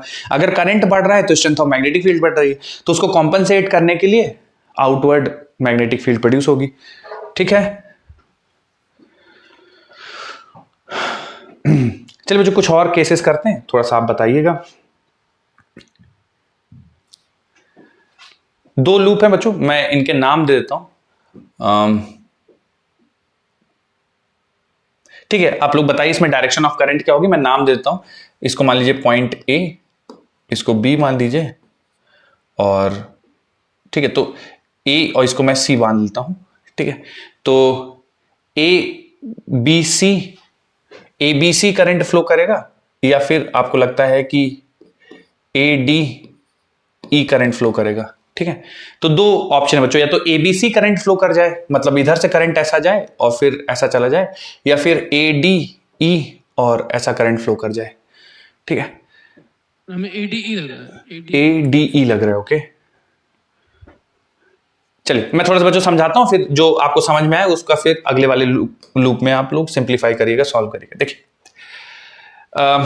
दोनों में बच्चों magnetic field into the plane है और स्ट्रेंथ ऑफ मैग्नेटिक फील्ड बढ़ रही है, ठीक है। तो अब बच्चों अगर आप देखिए दो लूप हैं, है ना, दोनों को हम लोग इंडिविजुअल आप सोचें अगर, तो एक ये लूप है लेफ्ट वाला और एक ये लूप है इधर, ठीक है, और दोनों बीच में थोड़ा सा गैप है ना, ये एक वायर बना रहे हैं, दोनों बीच में गैप है। अब अगर मैग्नेटिक फील्ड अंदर की तरफ बढ़ रही है, तो करंट चाहेगी कि अंदर तरफ बढ़ती हुई मैग्नेटिक फील्ड को रोका जाए, तो इसके हिसाब से करंट ऐसे फ्लो करेगा, ठीक है, इसके हिसाब से। और ये भी बच्चों चाहेगी करंट को रोका जाए, है ना, तो इसकी भी जो करंट की डायरेक्शन होगी वो कुछ इस तरह से होगी, ठीक है। तो इसमें कोई समस्या नहीं बच्चों, करंट जाएगी ए से डी, है ना, ऐसा, और फिर ऐसा, फिर ऐसे करके ये पूरा लूप क्लोज हो जाएगा, ठीक है। इसमें कोई प्रॉब्लम नहीं है, पर कुछ केसेस ऐसे आपको दिखेंगे, हो सकता है या इस सवाल में ही आपको ऐसा दिख जाए कि इसमें क्लॉकवाइज है और इसमें मतलब एक दूसरे को अपोज कर देंगे, ठीक है। तो आप हमेशा ध्यान रखिएगा, कभी ऐसी आपके पास सिचुएशन आ जाए कि करंट का सेंस मैच नहीं कर रहा। देखिए यहां पे तो मैच कर गया कि इधर से इधर, है ना, इसमें भी एंटी क्लॉकवाइज, इसमें भी एंटी क्लॉकवाइज मैच कर गया। लेकिन इस एग्जांपल में आप देखेंगे कि इसके हिसाब वाली करंट और इसके हिसाब से जो करंट है वो एक दूसरे को कॉन्ट्राडिक्ट करेंगी, है ना। कभी ऐसे सिचुएशन में फंस जाएं आप, तो आप ध्यान रखिएगा जिस इंड्यूस करंट की वैल्यू ज्यादा होगी वो डोमिनेट करेगी। तो जैसे अगर मुझे इन दोनों में मान लीजिए ऐसा हो जाता कि इसकी जो सेंस है वो क्लॉकवाइज आता है, इसका एंटी क्लॉकवाइज आता है, एक समझाने के लिए, ये एंटी क्लॉकवाइज है, क्लॉकवाइज एक दूसरे को अपोज कर रहे होते, तो फिर मैं इसकी करंट, जो इसका direction of flow of current होगा उसी के हिसाब से इसमें भी फ्लो होने लगेगा, क्योंकि इसमें फ्लक्स ज्यादा चेंज हो रहा है, इंड्यूस्ड ईएमएफ ज्यादा है, इसकी करंट ज्यादा स्ट्रांग होगी तो इसको डोमिनेट करना शुरू कर देगी, ठीक है। तो कभी अगर आप ऐसे फंस जाए कि एक लूप में अलग सेंस है, दूसरे में अलग सेंस है, और वो दोनों एक दूसरे को कैंसिल कर रहे हैं, तो आप जो बड़ा लूप है उसके हिसाब से जो करंट फ्लो होगी वही आंसर होगा। तो जैसे इस वाले सवाल में देखिए आप, है ना, मैं नाम देता हूं इसको, मान लीजिए ये पॉइंट P है, ये पॉइंट Q है, ये पॉइंट R है, ये S है, ये T है। तो आपको बच्चों बताना है कि करंट कैसे फ्लो करेगा। इनवर्ड मैग्नेटिक फील्ड है और मैग्नेटिक फील्ड की वैल्यू बढ़ रही है, तो PQRS जाएगा या PTSRQ जाएगा? क्या लगता है आपको करंट कैसे फ्लो करेगा? PTSRQ जाएगा। PTS, okay, PTSRQ। बाकी लोग बच्चों एक बार अटेम्प्ट कर लीजिए। तो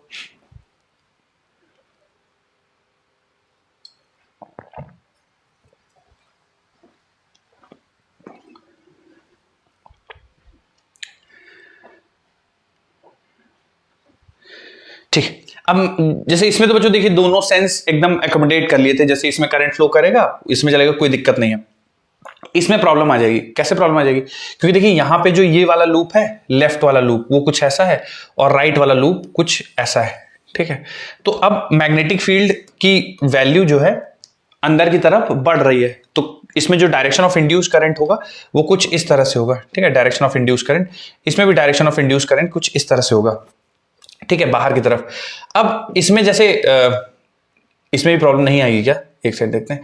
तो P से इसमें एंटी क्लॉकवाइज ऐसा फ्लो करेगा और इसके हिसाब से करंट ऐसे फ्लो करना चाहिए, ठीक है, इसके हिसाब से भी ऐसा। तो देखिए बच्चों इसमें प्रॉब्लम आ जाएगा कि इस वाले लूप के हिसाब से करंट ऐसे फ्लो करना चाहिए कुछ इस तरह से, और इस वाले लूप के हिसाब से देखेंगे तो करंट ऐसा फ्लो करना चाहिए। तो देखिए इधर से करंट ऐसा आएगा तो बीच में आप फिर डिसाइड नहीं कर पाएंगे क्या होना होगा, ठीक है, क्योंकि इसके हिसाब से करंट ऐसा और इसके हिसाब से ऐसा, तो डोमिनेट ये करेगा, क्यूआर वाला डोमिनेट कर जाएगा। बिल्कुल ये डोमिनेट करेगा क्योंकि इससे लिंक्ड फ्लक्स ज्यादा है, इसमें इंड्यूस्ड ईएमएफ ज्यादा होगा तो इसकी करंट डोमिनेट करेगी। तो होगा क्या, हालांकि इसके हिसाब से करंट ऐसे फ्लो करना चाहिए पर पूरे वायर में फिर करंट इस तरह से फ्लो कर जाएगा, ठीक है। तो छोटे वाले जो लूप है उसको आप इग्नोर कर सकते हैं, जो बड़े वाला लूप होगा वही करंट की डायरेक्शन को डिसाइड करेगा। तो ये करंट फ्लो करेगा PTSRQ, कुछ इस तरह से करंट फ्लो कर जाएगा, ठीक है। तो ऐसे कुछ सवाल हो सकते हैं जहां पे दो लूप हैं एक दूसरे को कॉन्ट्राडिक्ट कर रहे हैं, तो बिगर लूप डिसाइड करेगा करंट की डायरेक्शन।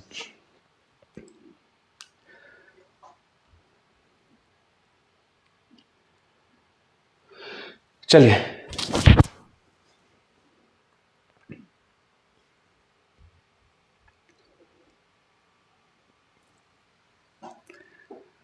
आगे बढ़ते हैं बच्चों। मान लीजिए यूनिफॉर्म मैग्नेटिक फील्ड है कुछ इस तरह से, ठीक है, यूनिफॉर्म मैग्नेटिक फील्ड है और इस यूनिफॉर्म मैग्नेटिक फील्ड में ये लूप रखा हुआ है, ठीक है, और इसको v स्पीड से इधर ले जा रहे हैं। तो बच्चों कुछ इसमें इंड्यूस्ड ईएमएफ आएगा, ये पूरे प्लेन में मैग्नेटिक फील्ड है, पूरे प्लेन में मैग्नेटिक फील्ड है और इस लूप को आएगा सर, नहीं आएगा। कारण क्या है? नो सर, फ्लक्स कांस्टेंट है सर, फ्लक्स कांस्टेंट है ना, इससे बिल्कुल इससे एसोसिएटेड फ्लक्स चेंज नहीं हो रहा है। तो आप इस तरह से यूनिफॉर्म मैग्नेटिक फील्ड में कहीं पे भी लूप ले जाइए, कोई दिक्कत नहीं, चेंज नहीं होगा। ठीक है, एक सवाल करते हैं बच्चों, देखिए थोड़ा सा।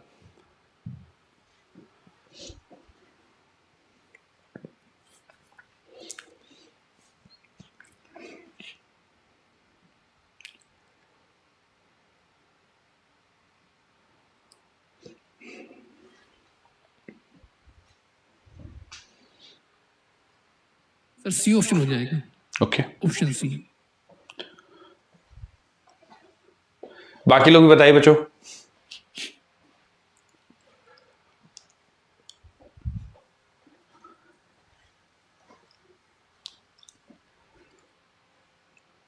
ठीक है, देखिए इसमें फ्लक्स वर्सेस टाइम का ग्राफ गिवन है और इंड्यूस्ड ईएमएफ वर्सेस टाइम पूछा गया है।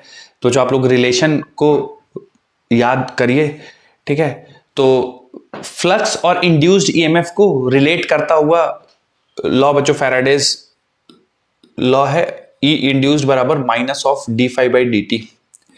ठीक है, तो D phi by D T का मतलब होता है बच्चों slope of flux time graph, तो minus of slope of flux time graph, ये आपका इंड्यूस्ड ईएमएफ होगा। ठीक है, minus of slope of flux time graph induced EMF होगा। तो यहां पे देखिए, यहां पे चूंकि स्लोप पॉजिटिव कांस्टेंट है, ठीक है, तो पॉजिटिव इंटू नेगेटिव नेगेटिव, तो इंड्यूस्ड ईएमएफ, मान लीजिए मैं इसको नाम दे देता हूं ओ ए, ओ से ए के बीच में जो इंड्यूस्ड ईएमएफ है उसकी वैल्यू नेगेटिव आना चाहिए, क्योंकि स्लोप पॉजिटिव है, तो ओ से ए के बीच में इंड्यूस्ड ईएमएफ नेगेटिव। तो शुरुआत में नेगेटिव बच्चों एक ही ऑप्शन है, ये वाला। ठीक है, शुरुआत में ये नेगेटिव है। उसके बाद देखिए ए से बी में स्लोप जीरो है, तो इंड्यूस्ड ईएमएफ जीरो हो गया ए से बी के बीच में। फिर बी से सी में स्लोप नेगेटिव है, तो नेगेटिव नेगेटिव मिलके पॉजिटिव हो जाएगा, तो इंड्यूस्ड ईएमएफ पॉजिटिव हो जाएगा, है ना। ऑप्शन सी इसका आंसर हो जाएगा, बाकी में मैच नहीं करेगा।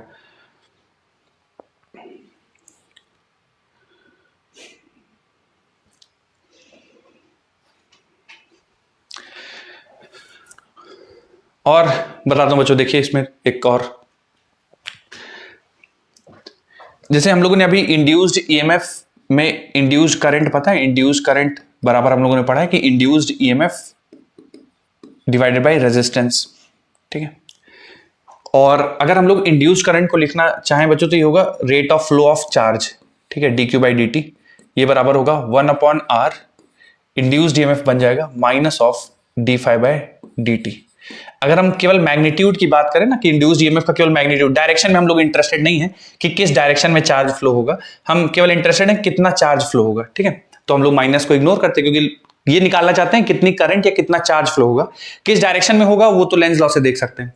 तो अब यहां से देखिए dt से dt कैंसिल हो जाएगा, तो ये बन जाएगा dq बराबर 1/r टाइम्स d5, दोनों साइड इंटीग्रेट कर देंगे, तो total charge passed it will be equal to total flux change divide by resistance of the coil. ठीक है, तो बच्चों ये ध्यान रखिएगा, सवालों में कई बार पूछ लेते हैं डायरेक्ट कि इतना फ्लक्स चेंज हो रहा है, अगर कॉइल का रेजिस्टेंस इतना है तो बताइए उससे कितना चार्ज पास होगा, तो total charge passed it is equal to change in flux divided by resistance. मैं एक एग्जांपल इस पे कराता हूं, कोशिश कीजिएगा कि सारे लोग आंसर करिएगा।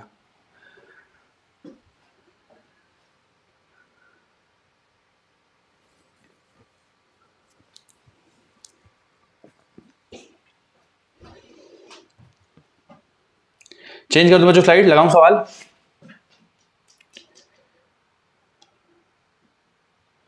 No sir.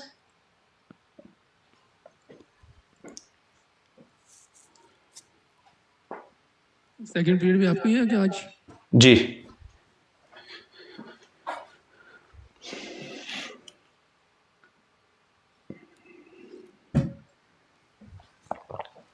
Done sir. आइए एक सवाल करते बच्चों, एकदम स्ट्रेट फॉरवर्ड फार्मूला बेस्ड है, गड़बड़ नहीं करिएगा।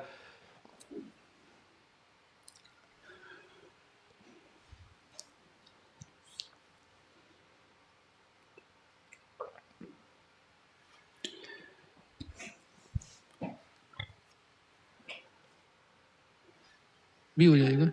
Okay. Coulomb. Okay, charge flow in the coil during this time, तो जो सीधा फॉर्मूला लगा दीजिए आप, डेल्टा क्यू बराबर डेल्टा फाइव बाय आर। ठीक है, तो डेल्टा क्यू बराबर डेल्टा फाइव बाय आर। ठीक है, तो डेल्टा फाइव की वैल्यू बच्चों सवाल में दे रखी है, मतलब निकालना पड़ेगा आपको, final flux minus initial flux divide by resistance. बच्चों फाइनल फ्लक्स देखिए सवाल में दे रखा है 10 वेबर और इनिशियल फ्लक्स था 2 वेबर और डिवाइड बाय रेजिस्टेंस है 2 ओम, तो 10 माइनस 2 8, 8/2 4, तो 4 कूलम चार्ज पास हो जाएगा उस कॉइल से। ठीक है, एक और सवाल करते हैं सेम कॉन्सेप्ट पे।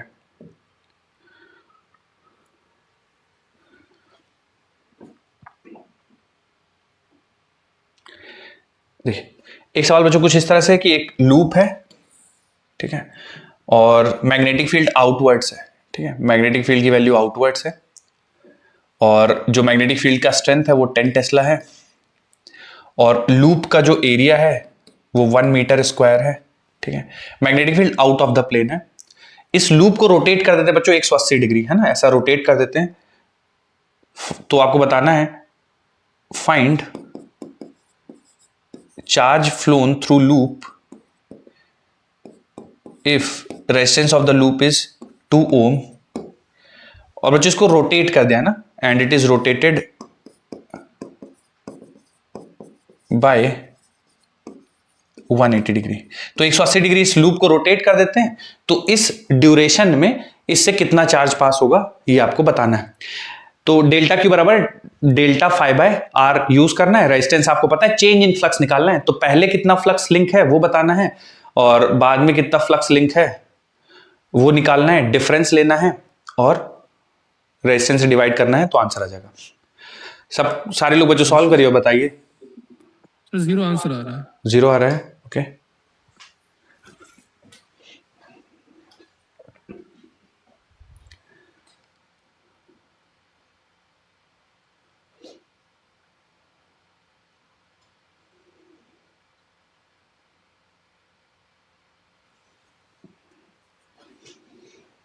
सबका 0 आ रहा है बच्चों, और लोग भी सॉल्व कर लीजिए फिर बताइए, डिस्कशन करेंगे।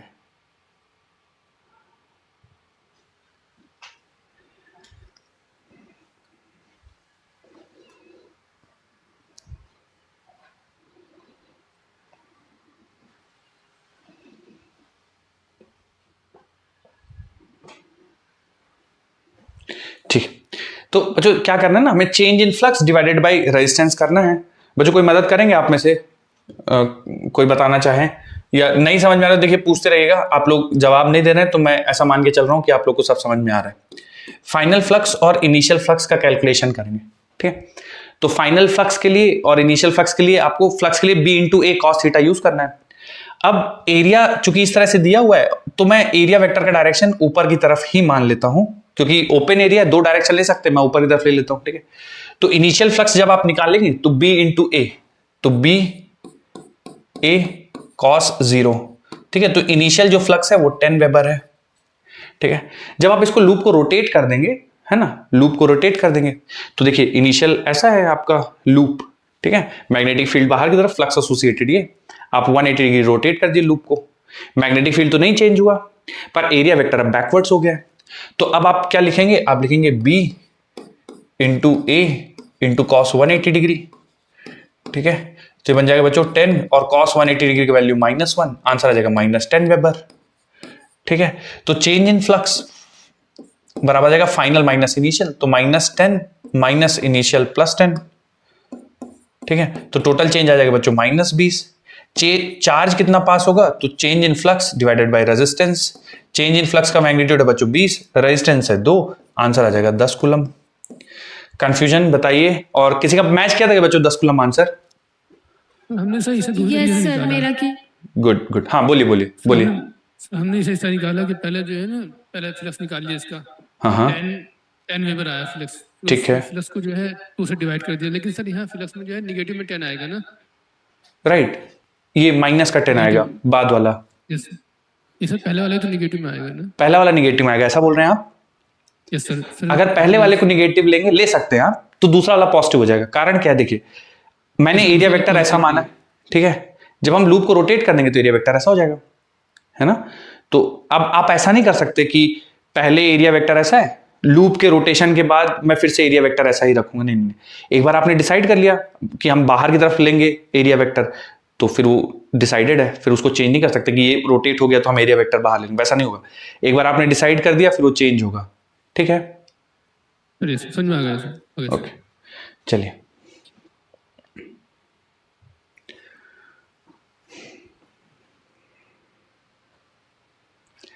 आगे बढ़ते बच्चों, नेक्स्ट टॉपिक देखते हैं, टाइप्स ऑफ ईएमआई। अब देखिए टाइप्स ऑफ ईएमआई में क्या है, मैं थोड़ा समझाता हूं आपको, लिखना नहीं है आपको बच्चों, है ना, जब लिखना होगा तो मैं बताऊंगा। देखिए दो तरीके से आप जो है ईएमआई या इंड्यूस्ड ईएमएफ प्रोड्यूस कर सकते हैं, ठीक है। एक तो ये है कि आपका कॉइल स्टेशनरी हो, है ना, यानी जिसमें भी आप ईएमएफ लाना चाह रहे हैं वो स्टेशनरी है, वो मूव नहीं कर रहा है, ठीक है, स्टैटिक ईएमआई।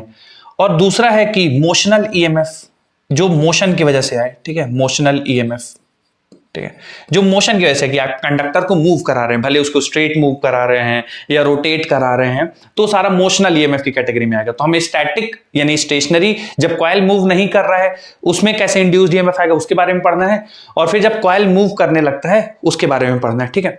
तो स्टेशनरी ईएमएफ में जनरली देखिए क्या होगा कि लूप्स को मूव नहीं कराना है, तो मान लीजिए एक कॉइल है, ठीक है, अब इसमें आपको ईएमएफ इंड्यूस कराना है लेकिन लूप को नहीं मूव कराना है, तो उसका एक ही तरीका है कि आप इसमें एक्सटर्नल मैग्नेटिक फील्ड लगाइए बाहर की तरफ, और इस मैग्नेटिक फील्ड को बढ़ाना शुरू करिए, घटाना शुरू करिए डिफरेंट तरीके से।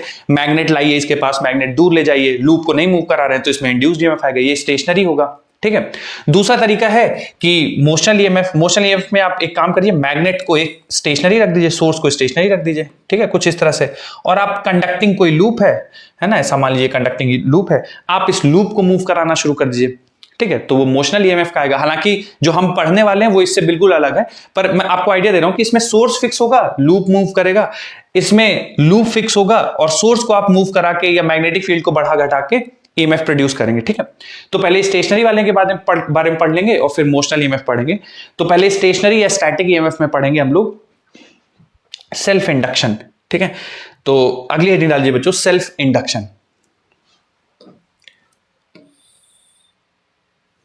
ठीक है। क्या होता है सेल्फ इंडक्शन और कैसे करते हैं बच्चों, किसी को जानकारी हो और कंट्रीब्यूट करना चाहें, बताना चाहें तो बता सकते हैं सेल्फ इंडक्शन के बारे में, क्या होता है सेल्फ इंडक्शन और कैसे कैलकुलेट करते हैं, या कुछ भी आपको सेल्फ इंडक्शन के बारे में जानकारी हो तो बता दीजिए, बोलिए, ठीक है, मैं समझाता हूं। देखिए सर अपनी फील्ड की वजह से जो अपना इलेक्ट्रिक फील्ड पैदा होगा, ओके, उसी फील्ड की वजह से अगर ईएमएफ पैदा हो तो ईएमएफ इंड्यूस हो तो उसको सेल्फ इंडक्शन कहा जाता है, ठीक ठीक ठीक। जैसे मान लीजिए एक लूप है, ठीक है, और इस लूप में आप करंट फ्लो कराना शुरू कर दीजिए, ठीक है, इस तरह से आप लूप में करंट फ्लो कराना शुरू कर दीजिए, और मैं आपसे पूछूं कि बताइए इसमें आई करंट फ्लो कर रहा है, ठीक है, तो इससे पास होता हुआ मैग्नेटिक फ्लक्स कितना होगा, ठीक है। तो देखिए बच्चों, इसमें जो करंट फ्लो करेगा ना, इसमें करंट फ्लो करेगा, तो इस करंट के फ्लो होने की वजह से इसमें मैग्नेटिक फील्ड प्रोड्यूस हो जाएगी, इस लूप के अंदर मैग्नेटिक फील्ड प्रोड्यूस हो जाएगी, ठीक है। तो जो करंट के इस लूप में करंट फ्लो कर रहा है और इसमें मैग्नेटिक फील्ड प्रोड्यूस हो जाएगी बिकॉज ऑफ दिस करंट, ठीक है। तो इस करंट की वजह से मैग्नेटिक फील्ड आएगी और उस मैग्नेटिक फील्ड की वजह से इस लूप से लिंक एक फ्लक्स आएगा, ठीक है ना, इस लूप से लिंक एक फ्लक्स आएगा, इस करंट की वजह से मैग्नेटिक फील्ड आएगी इस लूप में, और उस मैग्नेटिक फील्ड की वजह से एक लिंक फ्लक्स आएगा, ठीक है। तो जो इस लूप में फ्लक्स जनरेटेड होगा, ठीक है, फाई, है ना, वो डायरेक्टली प्रोपोर्शनल होगा इसमें कितना करंट फ्लो कर रहा है। सर कैसे पता? क्योंकि देखिए जितना ज्यादा करंट इसमें फ्लो करेगा उतना ज्यादा इससे एसोसिएटेड मैग्नेटिक फील्ड होगी, जितना ज्यादा मैग्नेटिक फील्ड होगी एसोसिएटेड इस लूप से उतना ज्यादा इससे लिंक फ्लक्स होगा। तो हम लोग ये क्लियरली बोल सकते हैं कि जो फ्लक्स लिंक्ड विद कॉइल है वो डायरेक्टली प्रोपोर्शनल है करंट फ्लोइंग थ्रू इट, ठीक है। तो अब अगर इस प्रोपोर्शनलिटी साइन को हटाएंगे तो फाई बराबर लिखा जा सकता है L इंटू आई, ठीक है, जहां पे L कहलाता है, L बराबर होगा फाई डिवाइडेड बाई आई, और इस L को बच्चों हम बोलते हैं कोफिशिएंट ऑफ सेल्फ इंडक्शन, ठीक है। L कहलाता है कोफिशिएंट ऑफ सेल्फ इंडक्शन, या इसी को बोला जाता है सेल्फ इंडक्टेंस, सेल्फ इंडक्टेंस, ठीक है, कोफिशिएंट ऑफ सेल्फ इंडक्शन या सेल्फ इंडक्टेंस। यूनिट की बात की जाए बच्चों, थोड़ा गेस करना चाहेंगे आप लोग, यूनिट क्या होगी इसकी? Unit flux divide by current, weber पर एम्पियर, वेबर पर एम्पियर, इसी को बच्चों हेनरी भी कहते हैं, ठीक है। तो हेनरी और रिप्रेजेंट किया जाएगा H से, कैपिटल H से, ठीक है। तो ये बच्चों कहलाता है कोफिशिएंट ऑफ सेल्फ इंडक्शन या सेल्फ इंडक्टेंस, ये बराबर होगा flux linked with coil divide by current passing through it, ठीक है। कोफिशिएंट ऑफ सेल्फ इंडक्टेंस या सेल्फ इंडक्टेंस वेबर पर एम्पियर, और यूनिट हो जाएगी हेनरी। ठीक है सर, ये तो समझ गए, पर ये सेल्फ इंडक्शन क्या होता है? अब देखिए बच्चों इसके आगे की कहानी। ये जो सेल्फ इंडक्शन है ना, L बराबर फाई बाई आई। अब इसमें देखिए फाई बराबर एल आई है, तो इसको थोड़ा सा और आगे हम लोग सिंप्लीफाई करते हैं, तो अगर दोनों साइड डिफरेंशिएट कर दें तो d phi by D T, ठीक है, और L कांस्टेंट, करंट का differentiation d I by D t. तो बच्चों ये जो d phi by D t है ये कहलाता है इंड्यूस्ड ईएमएफ। तो इंड्यूस्ड ईएमएफ बराबर बन जाएगा minus of L d I by D t. अब बच्चों अगर आप लोग लिख रहे हैं तो 1 मिनट लिखना बंद कर लीजिए, जहां पे भी है आराम से लिखते रहिएगा, समझ दूंगा मैं, थोड़ा समझते हैं ना सेल्फ इंडक्शन। देखिए इंड्यूस्ड ईएमएफ बराबर minus L d I by D t. तो फिर से मैं बेसिक से बता दूं, जब भी आप किसी लूप से करंट पास करेंगे तो उस लूप से एसोसिएटेड एक मैग्नेटिक फील्ड बन जाएगी। हम लोग पढ़ चुके, जैसे इसके centre magnetic field mu naught I by two R, ठीक है। तो जैसे आप लूप से करंट पास करेंगे तो उससे एसोसिएटेड एक मैग्नेटिक फील्ड होगी।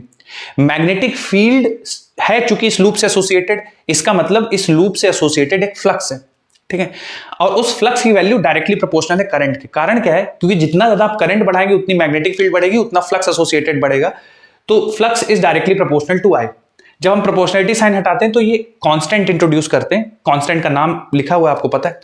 अब इसमें देखिए जो कांस्टेंट है ना एल, ये डिपेंड करता है डायमेंशन ऑफ द कॉइल पे, ठीक है, कि कॉइल का डायमेंशन कितना है, मतलब रेडियस कितने हैं, नंबर ऑफ टर्न्स कितने हैं। मैं अभी प्रूव करूंगा एक पर्टिकुलर केस के लिए। डायमेंशन पे डिपेंड करता है, रेडियस, नंबर ऑफ टर्न्स, है ना। किस मीडियम में रखा हुआ है, ठीक है, वो भी डिपेंड करेगा, ठीक है। तो कोफिशिएंट ऑफ सेल्फ इंडक्शन इस कॉइल के डायमेंशन पे डिपेंड करता है और किस मीडियम पे रखा गया उस पे डिपेंड करता है। कोफिशिएंट ऑफ सेल्फ इंडक्शन को आप फ्लक्स या करंट के साथ चेंज नहीं कर सकते। अगर आप सोचे कि इसमें मैं करंट ज्यादा फ्लो करा के कोफिशिएंट ऑफ सेल्फ इंडक्शन को चेंज कर दूंगा, तो ऐसा नहीं होगा। कोफिशिएंट ऑफ सेल्फ इंडक्शन इस कॉइल के डायमेंशन पे डिपेंड करेगा, वो चेंज नहीं होगा। एग्जांपल के तौर पे जैसे बच्चों आर बराबर वी बाय आई लिखते हैं, है ना, या कैपेसिटेंस सी बराबर सी बराबर क्यू बाई वी लिखते हैं ना। तो इसमें देखिए हालांकि क्यू और वी पे डिपेंडेंस है, वी और आई पे डिपेंडेंस है, पर आर और सी आप सबको पता है कि डायमेंशन पे डिपेंड करते हैं कंडक्टर के, है ना। ये area, medium between them, separation between the plates, इसी तरह से ये भी लेंथ, एरिया और टाइप ऑफ मटेरियल। तो ये कभी भी वी और आई पे डिपेंड नहीं करेगा, ये क्यू वी पे डिपेंड नहीं करता। इसी तरह से सेल्फ इंडक्शन भी लिंक्ड फ्लक्स और करंट पे डिपेंड नहीं करेगा, क्योंकि जितना ज्यादा आप करंट करेंगे, उसी बढ़ाएंगे करंट, उसी हिसाब से फ्लक्स बढ़ जाएगा, करंट घटाएंगे फ्लक्स घट जाएगा। तो dimension of coil, number of turns और किस मीडियम पे रखा हुआ है उस पर डिपेंड करेगा, ठीक है।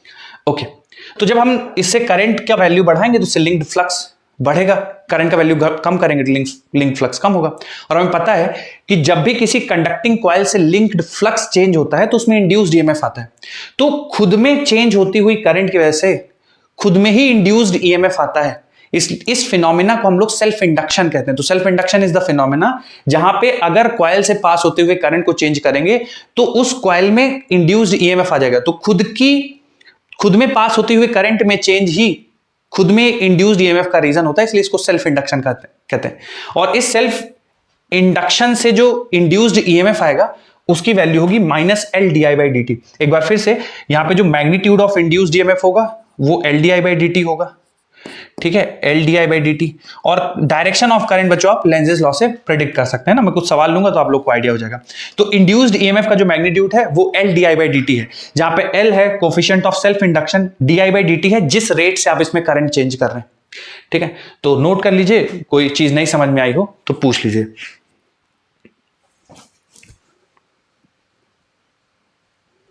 एक सवाल करेंगे इस पे तो थोड़ा सा आपको आइडिया होगा।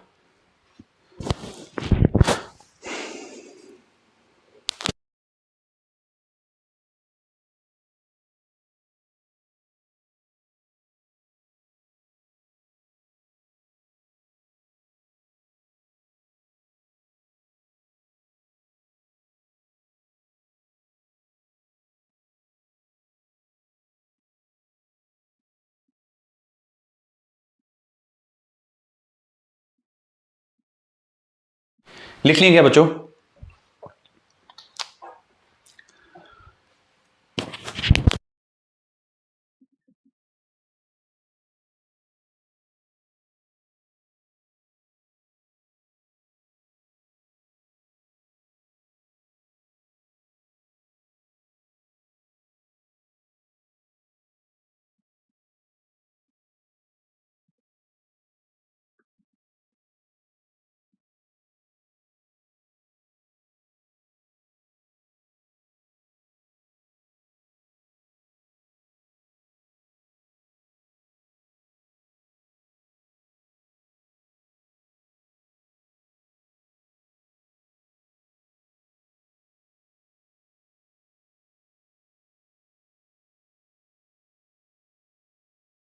Done sir.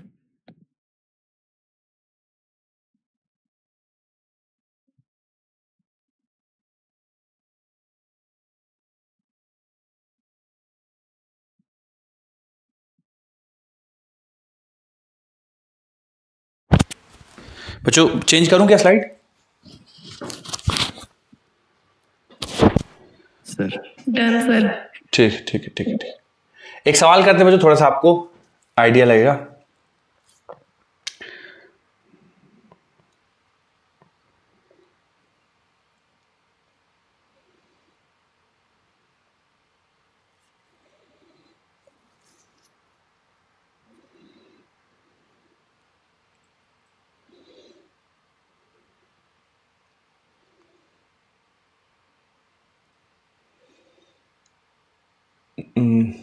एक सेकंड ना।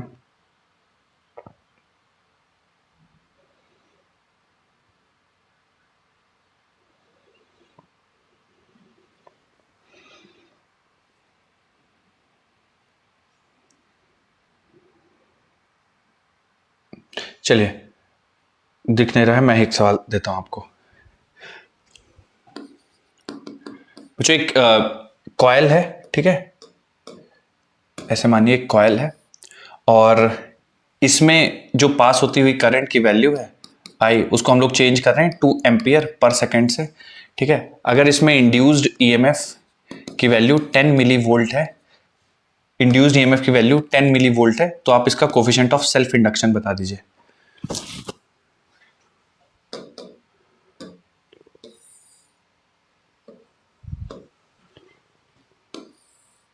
5 आ जाएगी। ओके,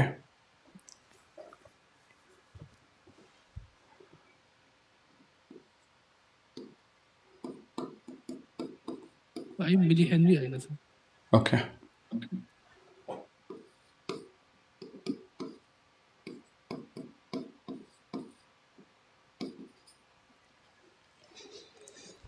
ठीक है बच्चों, देखिए सिंपल है ना, induced EMF I E induce बराबर L times d I by D T, ठीक है।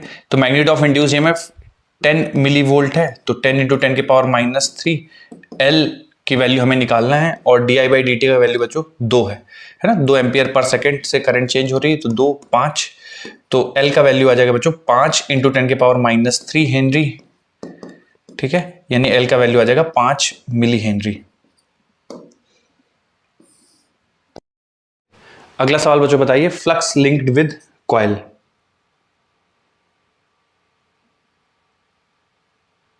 वेबर आ रहा है। ओके,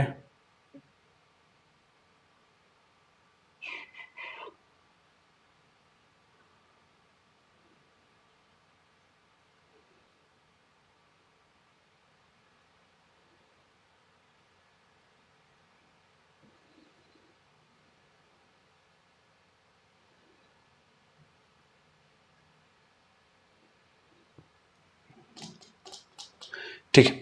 तो बच्चों इसमें फाई बराबर एल आई यूज कर देंगे, फाई बराबर एल आई। क्या सवाल में पूछा? फ्लक्स ही पूछा है, तो एल का वैल्यू 100 है, आई का वैल्यू 10 मिली एम्पियर है, ठीक है। तो बच्चों ये 1 वेबर आ रहा है, कितना आ रहा है आप लोगों का? 1 वेबर ही आया। Yes sir. ठीक है, एक सवाल और करते हैं इस पे। देखिए थोड़ा सा टैगिंग से नहीं घबराइएगा बच्चों, आराम से पढ़िए सवाल और देख लीजिए क्या करना है, कैसे करना है।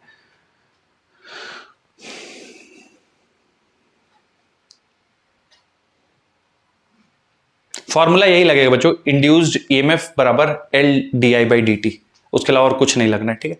तो आप लोग सोचिए कैसे लगा सकते हैं।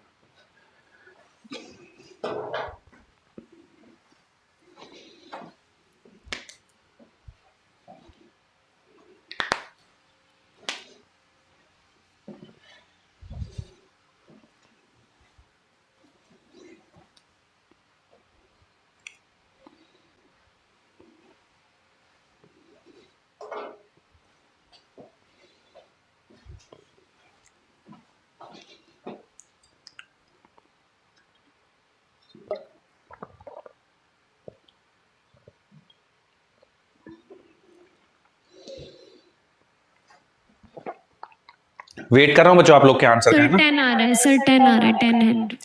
10 mH, ओके। और बच्चों बताइए,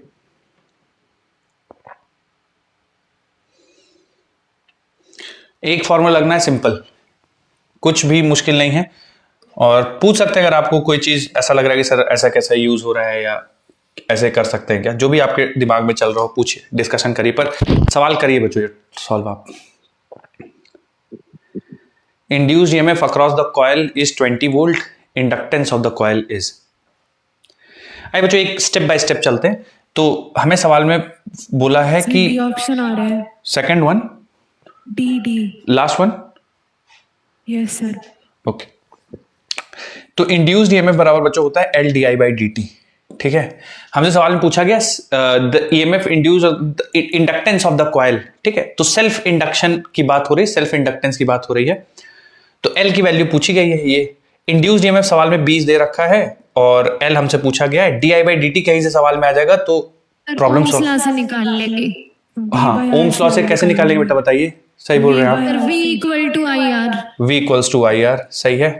तो यहां से 12 वोल्ट दे रखा है, रेजिस्टेंस 6 से 2 आ जाएगा सर। बिल्कुल बिल्कुल। और रेजिस्टेंस की वैल्यू 6 दे रखी है तो करंट की वैल्यू आ जाएगी 2 एम्पियर। अब देखिए बच्चों जैसे ही आप बैटरी बंद करेंगे ना, जो स्विच क्लोज करेंगे तो करंट सर्किट में 0 हो जाएगा, है ना।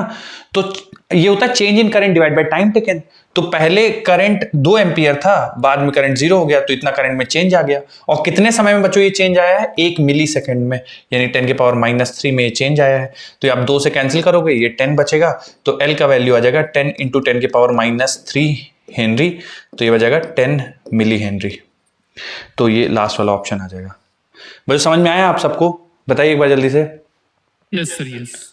ठीक, यस सर, आ गया था। ठीक है।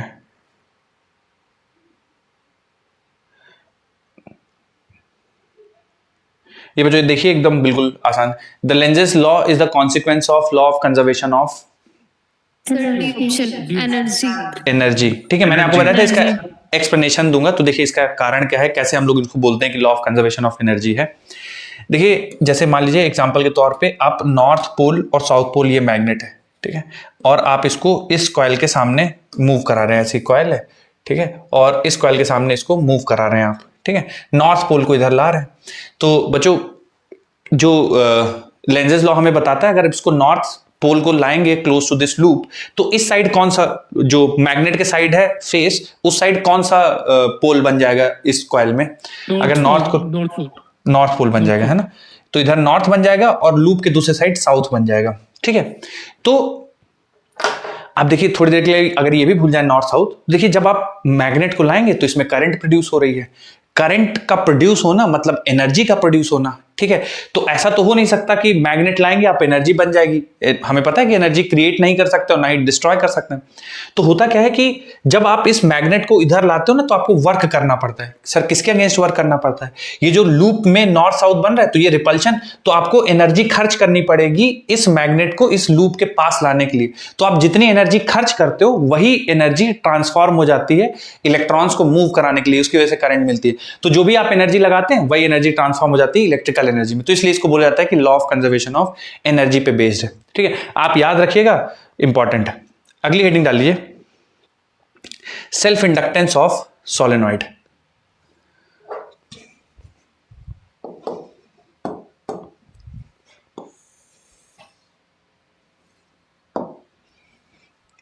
मान लीजिए जो ऐसा एक सोलेनॉइड है और इसमें कुछ करंट फ्लो कर रहा है कुछ, ठीक है, आई अमाउंट ऑफ करंट फ्लो करा रहे हैं इससे, ठीक है, कुछ आई अमाउंट ऑफ करंट फ्लो कर रहे हैं। हमें इसका सेल्फ इंडक्टेंस निकालना है, ठीक है, कोफिशिएंट्स ऑफ सेल्फ इंडक्शन निकालना है। तो हमें पता है कोफिशिएंट ऑफ सेल्फ इंडक्शन निकालने के लिए L बराबर phi by I ये फॉर्मूला यूज करते हैं, ठीक है। तो अगर इससे हम लोग करंट I फ्लो करा रहे हैं तो I से डिवाइड कर देंगे और ऊपर लिख देंगे इससे एसोसिएटेड फ्लक्स, इससे कितना लिंक्ड फ्लक्स है ये काउंट कर लेंगे। तो लिंक्ड फ्लक्स निकालने के लिए हमें पता है कि फ्लक्स बराबर होता है BA cos थीटा, ठीक है। तो इसमें करंट फ्लो करा रहे हैं कुछ इस तरह से, और मान लीजिए जो इसमें डायरेक्शन ऑफ, हम लोग ऐसा मानते हैं कि यहां से करंट एंटर हो रही है और नीचे से बाहर, यहां एंटर और यहां से बाहर। तो अगर इस तरह से करंट फ्लो कर रही है तो जो मैग्नेटिक फील्ड की डायरेक्शन होगी वो टुवर्ड्स लेफ्ट हो जाएगी, इस तरह से मैग्नेटिक फील्ड की डायरेक्शन होगी, और एरिया वेक्टर को भी मैं इसी डायरेक्शन में ले लूंगा, ठीक है। एरिया वेक्टर भी हमारा इसी डायरेक्शन में है, ठीक है। वो एरिया वेक्टर हम पे डिपेंड करता है, ओपन है तो एरिया वेक्टर इधर लिंक मैग्नेटिक फील्ड की डायरेक्शन में, तो इनके बीच का एंगल हो जाएगा 0, है ना। तो इससे लिंक्ड फ्लक्स कितना होगा, तो divided by I, area of the loop होगा P R square, sorry pi R square, और कॉस थीटा की वैल्यू हो जाएगी 1, थीटा 0, कॉस थीटा 1। अब स्ट्रेंथ ऑफ मैग्नेटिक फील्ड और रखना है बच्चों यहाँ पे, तो बताएंगे थोड़ा सा सोलेनोइड के अंदर स्ट्रेंथ ऑफ मैग्नेटिक फील्ड कितनी होती है, magnetic field within solenoid NI mu naught sir N mu I, naught N I. बिल्कुल। अब बच्चों एक चीज ध्यान रखिए, ये मैग्नेटिक फील्ड हो गया, ये एक लूप का एरिया हो गया, तो इस तरह के कितने लूप होंगे, है ना। तो हम लोग बोलेंगे 1 मीटर में n नंबर ऑफ लूप हैं, तो टोटल नंबर ऑफ लूप्स हो जाएंगे n इंटू एल। बच्चों बताइए समझ में आ रहा है ये, क्योंकि ये तो एक Yes, लूप से sir, पास yes, होता हुआ sir. फ्लक्स है, टोटल नंबर ऑफ लूप से मल्टीप्लाई कर देंगे तो टोटल फ्लक्स आ जाएगा। तो टोटल फ्लक्स लिखने के बाद तो L बराबर लिख देंगे। अच्छा करंट यहां पे है, तो करंट से करंट कैंसिल हो जाएगा, जो कोफिशिएंट ऑफ सेल्फ इंडक्शन आ रहा है mu not n square r square pi r square into L, ठीक है। Coefficient of self induction mu naught n square pi r square into L, ठीक है। ये कोफिशिएंट ऑफ सेल्फ इंडक्शन होगा। तो आप लोग देख, आर स्क्वायर 2 बार लिख दिया। R² 2 बार हो गया। एक सेकंड है ना, mu naught n square into pi r square L, बिल्कुल एक ही बार आएगा, ठीक है। Mu not n square into pi r square L, ठीक है। अब इसमें अगर आप नोटिस करें तो म्यू नॉट हो गया मीडियम की प्रॉपर्टी, यानी अगर आप इसके अंदर का मीडियम चेंज कर देंगे, जैसे आप वैक्यूम में रखेंगे तो coefficient of self induction solenoid के लिए इतना आएगा। अगर आप इसको नाइट्रोजन या ऑक्सीजन किसी मीडियम में रख देते हैं तो फिर आपको यहां पे म्यू नॉट के साथ एक टर्म म्यू आर यूज करना पड़ेगा, रिलेटिव परमेबिलिटी, है ना, 1 प्लस साई वाला, तो वो यहां पे यूज करेंगे। तो किस मीडियम में सोलेनोइड रखा है उस पर डिपेंड कर रहा है, नंबर ऑफ टर्न्स कितने हैं उस पर डिपेंड कर रहा है, रेडियस कितना है, लेंथ कितना है, यानी डायमेंशन पे डिपेंड करेगा, किस मीडियम पे रखा गया है उस पर डिपेंड करेगा। तो कोफिशिएंट ऑफ सेल्फ इंडक्शन का ये फॉर्मूला है फॉर सोलेनोइड, आपको इसको याद रखना है। मैं इस पर कुछ सवाल कराता हूं, आप लोग को नोट कर लीजिए।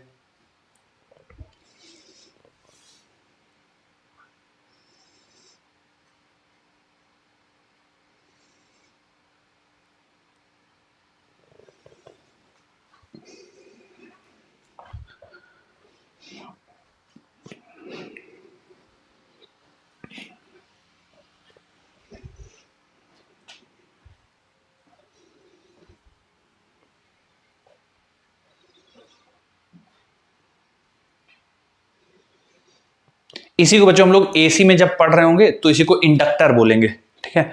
सोलेनोइड को ही इंडक्टर बोलेंगे, और उसमें सेल्फ इंडक्टेंस या इंडक्टेंस बहुत बार टर्म यूज होगा।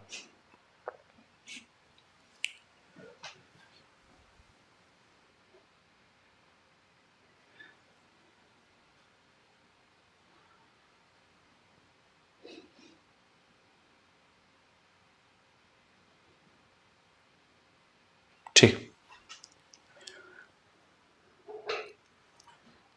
Done sir. ठीक। इसमें देखिए बच्चों एक सवाल लगा रहा हूं, ध्यान से देखिए, आप लोग करिए और बताइए।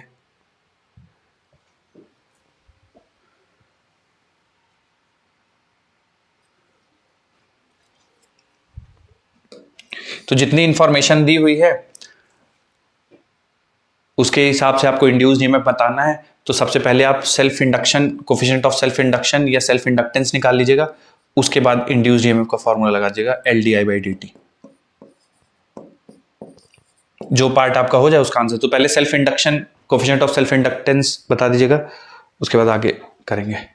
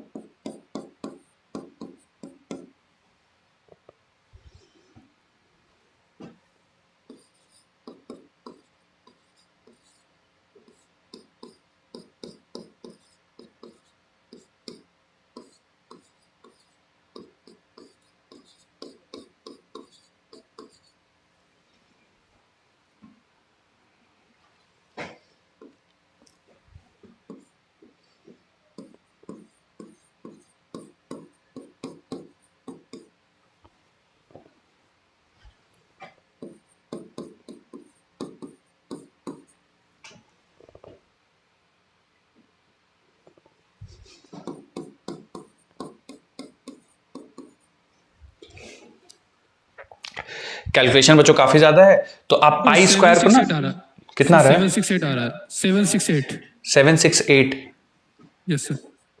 इतने हेनरी आ रहा है। Yes sir. तो आपने पाई स्क्वायर को 10 मान के करा है, या पूरी एग्जैक्ट मतलब वैल्यू रख दी है? पाई स्क्वायर 10 माना, पाई स्क्वायर। ठीक ठीक ठीक, ओके। बच्चों देख लीजिए आप लोग का मैच कर रहा है, नहीं कर रहा है तो बताइए, फिर मैं सिंप्लीफाई करता हूं।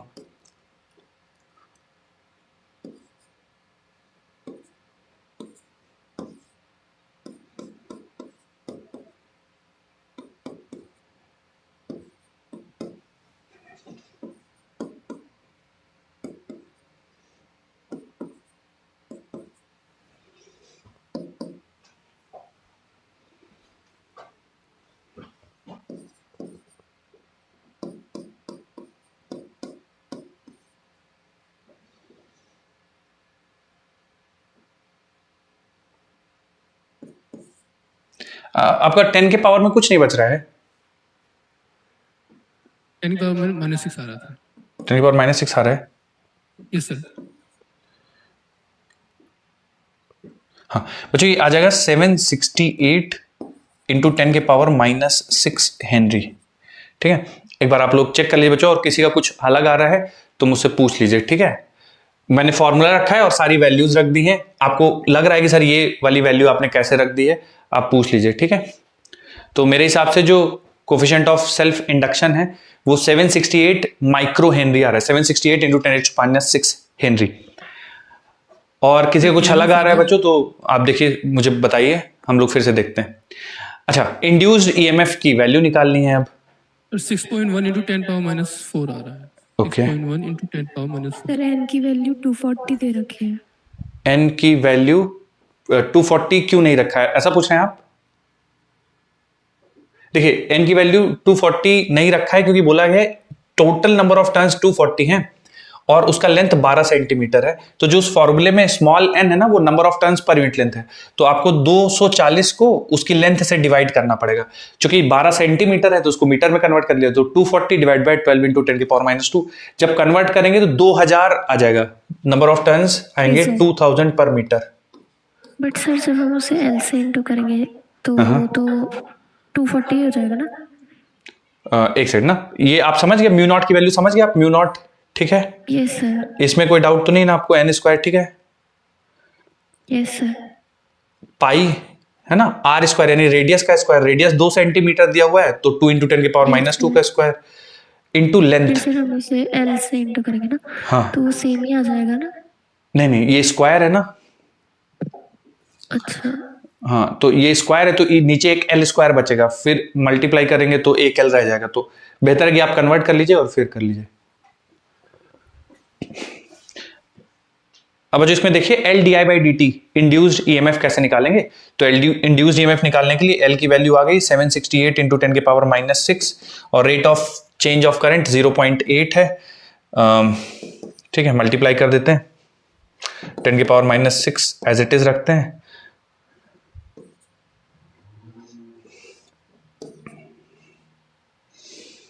Six 144 into 10⁻⁻7। तो बच्चों ये आ जाएगा 6.144 इंटू 10⁻⁻4 आ रहा है क्या? देखिए थोड़ा सा सर, ये आ रहा है। Yes sir. ठीक, 6.144 इंटू 10⁻⁻4 वोल्ट, इतना इंड्यूस्ड ईएमएफ आ जाएगा। बच्चों ये फॉर्मूला इंपॉर्टेंट है, डायरेक्ट सवाल बनेंगे आपसे कि अगर हम लेंथ बढ़ा दें, रेडियस कम कर दें, नंबर ऑफ टर्न्स बढ़ा दें तो सेल्फ इंडक्शन पे क्या फर्क पड़ता है। आइए एक सवाल मैं आप लोग कराता हूं।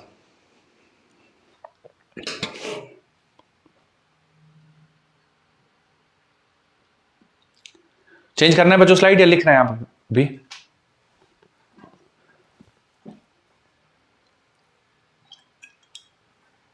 Done sir.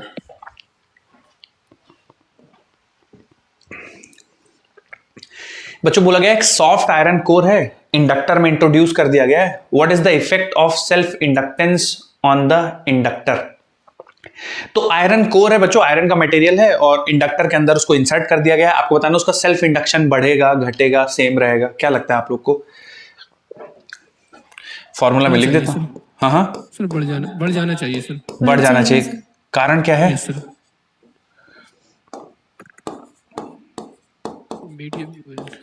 Mu R greater than 1 आएगा। म्यू आर ग्रेटर देन 1 आएगा ना। आयरन के लिए रिलेटिव परमेबिलिटी ज्यादा होगी तो आप चेंज करेंगे तो हाँ। और अगर इसी इंडक्टर के अंदर आप बताइए किस टाइप का मटेरियल डालेंगे तो उसका सेल्फ इंडक्टेंस कम हो जाएगा। किस टाइप का मटेरियल डालेंगे? डाया, पैरा, फेरो? डायमैग्नेटिक डालेंगे तो कम हो जाएगा, ठीक है। और बाकी पैरा या फेरो डालेंगे तो बढ़ जाएगा। एक और सवाल देखिए।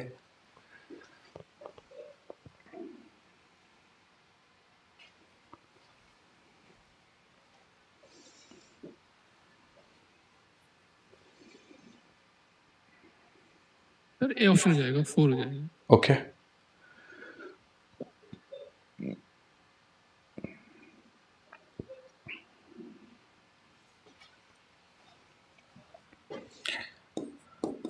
Option A sir. बच्चों ये टर्न डेंसिटी सेम है, नंबर ऑफ टर्न्स पर यूनिट लेंथ सेम है, area of cross section same कह रहे हैं, तो L जो है directly proportional to length of inductor. तो अगर आप लेंथ को डबल करेंगे तो सेल्फ इंडक्टेंस डबल हो जाएगी, तो 4 हेनरी आ जाएगा इसका आंसर।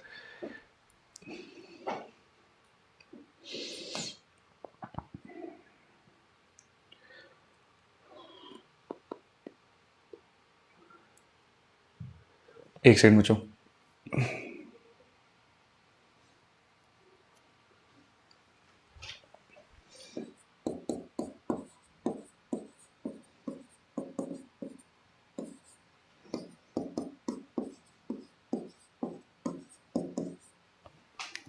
देखिए जो सोचिए थोड़ा सा और बताइए।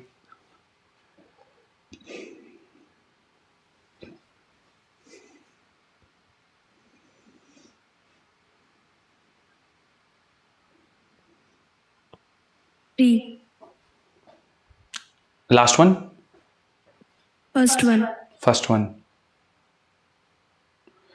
बच्चों उसने बोला है ना कि if all linear dimensions of the frame are increased by factor of 3, हर लीनियर डायमेंशन को 3 गुना कर दिया गया है, ठीक है।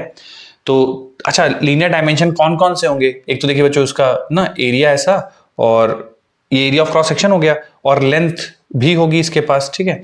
लेंथ कुछ इस तरह से होगी। तो बच्चों ये फ्रेम कुछ इस तरह से दिखेगा आपको, रेक्टेंगुलर फ्रेम जो भी है वो फ्रेम कुछ इस तरह से दिखेगा।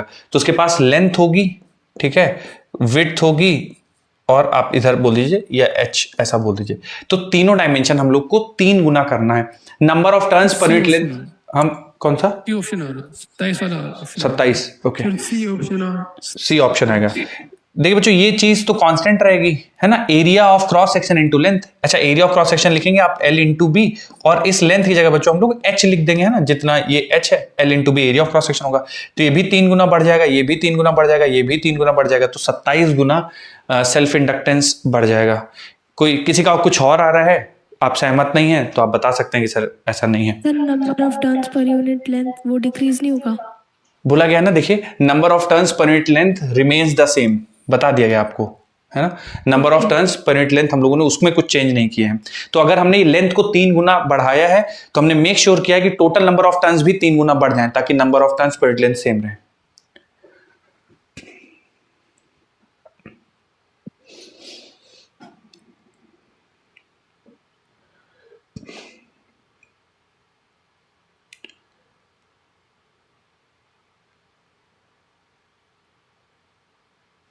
ठीक है, किसी कुछ डाउट हो बच्चों तो पूछ लीजिए।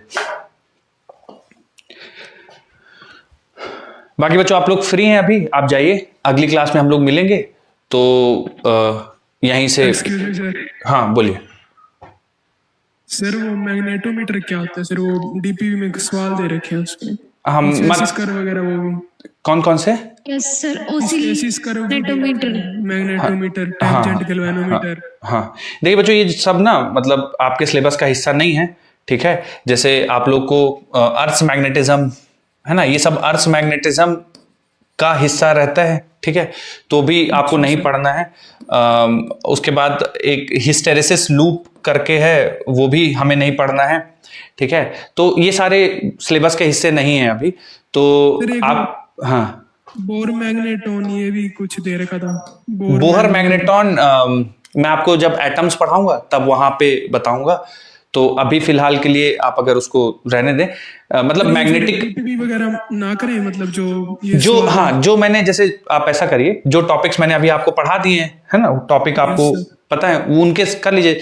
सर हमें कैसे पता चलेगा कि सवाल उसी टॉपिक का? जैसे आप डीपीपी के टॉप में देखेंगे ना, तो टॉपिक मेंशन कर देते हैं वहीं पे है। हाँ, तो आप जो जो टॉपिक मैंने पढ़ाए आप वही कर लीजिए। और अगर आपको रेफरेंस लेना है तो आप देखिए, वैसे तो मैं बता ही दूंगा आपको कि सिलेबस का हिस्सा क्या है क्या नहीं है। बाकी एनसीईआरटी देखिए, हम लोग क्या है, reference point NCERT old plus new, इनमें जो कॉमन है, ठीक है, मतलब कॉमन मतलब जो ओल्ड में है और जो न्यू में है वो सारा सब कुछ पढ़ाना है। और उसके अलावा जो अगर ऐसा कोई टॉपिक जो इनमें नहीं गिवन है और आपके सिलेबस में गिवन है, जो यूजीसी जो सिलेबस आया है आप लोग का नेट का एनटीए से, तो जो इसमें है वो भी पढ़ेंगे, जो इसमें है वो भी पढ़ेंगे, जो इसमें है वो भी पढ़ेंगे। तो और जो इन तीनों में ही नहीं है उसको नहीं पढ़ेंगे, जो ओल्ड एनसीईआरटी में भी नहीं है, न्यू में भी नहीं है और सिलेबस का हिस्सा नहीं है, उसमें नहीं पढ़ेंगे। अब जैसे कुछ ओल्ड एनसीईआरटीज में अर्थ मैग्नेटिज्म या हिस्टेरेसिस लूप है, तो क्लियरली है कि उसको नहीं ही पढ़ना है, वो एक्सक्लूडेड है सिलेबस से, तो ये नहीं पढ़ेंगे। तो जो मतलब सिलेबस थोड़ा सा चेंज हुआ है, तो उसी के आधार पे जो जो चीजें हैं हमारे सिलेबस का हिस्सा, उसको पहले कर लेंगे। और कुछ चीजें जो हमें लगता है कि शायद इधर उधर हो सकता है पूछ लिया जाए, है ना, आउट ऑफ द बॉक्स, तो उसको फिर बाद में जब सारी चीजें हो जाएंगी सिलेबस के बेसिस पे और एनसीईआरटी के बेसिस पे, फिर जो लगता है कि इधर उधर से हो सकता है ये पूछ ले, हो सकता है ये कुछ इंपॉर्टेंट चीजें, वो सिलेबस के बाद करेंगे, ठीक है। तो आप छोड़ सकते हैं ये टॉपिक सारे। बोलिए। वो जो सेल्फ इंडक्टेंस वाला था ना सर, उसमें फॉर्मूला था म्यू नॉट एन स्क्वायर ए इनटू एल। एक सेकंड, कि जो ऑक्सीजन और नाइट्रोजन में डालेंगे तो चेंज होगा सर, वो बता दीजिए एक बार। हाँ मैं बताता हूँ। देखिए मैं क्या कह रहा हूँ कि जो कोफिशिएंट ऑफ सेल्फ इंडक्शन है वो डिपेंड करता है इन सारे फैक्टर्स पे, ठीक है। Mu naught N square pi R square into L, ठीक है। तो इसमें म्यू नॉट का टर्म आता है, जो म्यू नॉट है ये मीडियम के लिए रेस्पॉन्सिबल है, ठीक है। तो अगर आप मीडियम वैक्यूम रखेंगे तो आप mu naught N square pi R square L use करेंगे। अगर आप मीडियम को चेंज कर देंगे, मीडियम को कुछ और रख देते हैं, मान लीजिए आयरन रख दिए उसके अंदर या कोई गैसियस मीडियम रख दिए, तो फिर आप उसकी absolute permeability of the medium रखेंगे। एब्सोल्यूट परमिबिलिटी क्या होता है? म्यू नॉट म्यू आर होता है, ठीक है। तो जैसे मान लीजिए मैंने उसको ना नाइट्रोजन के एटमॉस्फेयर में रख दिया, ठीक है, तो नाइट्रोजन का जो रिलेटिव परमिबिलिटी होगी वो वैल्यू मैं यहां पे रखूंगा और वो नेट वो उस पूरे इंडक्टर की सेल्फ इंडक्टेंस हो जाएगी। अगर कोई इंडक्टर कॉइल है, ठीक है, ऐसा कोई इंडक्टर कॉइल है और इसका जो मैंने फ्रेम लिया है वो आयरन का बना हुआ है, तो मैं यहां पे जो म्यू आर आयरन का होता है वो यूज करूंगा, ठीक है। तो जितना ज्यादा रिलेटिव परमिबिलिटी होगी मीडियम की, उतनी ज्यादा कोफिशिएंट ऑफ सेल्फ इंडक्शन होगा, ठीक है। ओके सर, ठीक, चलिए मिलते हैं हम लोग 15 मिनट बाद। Thank you.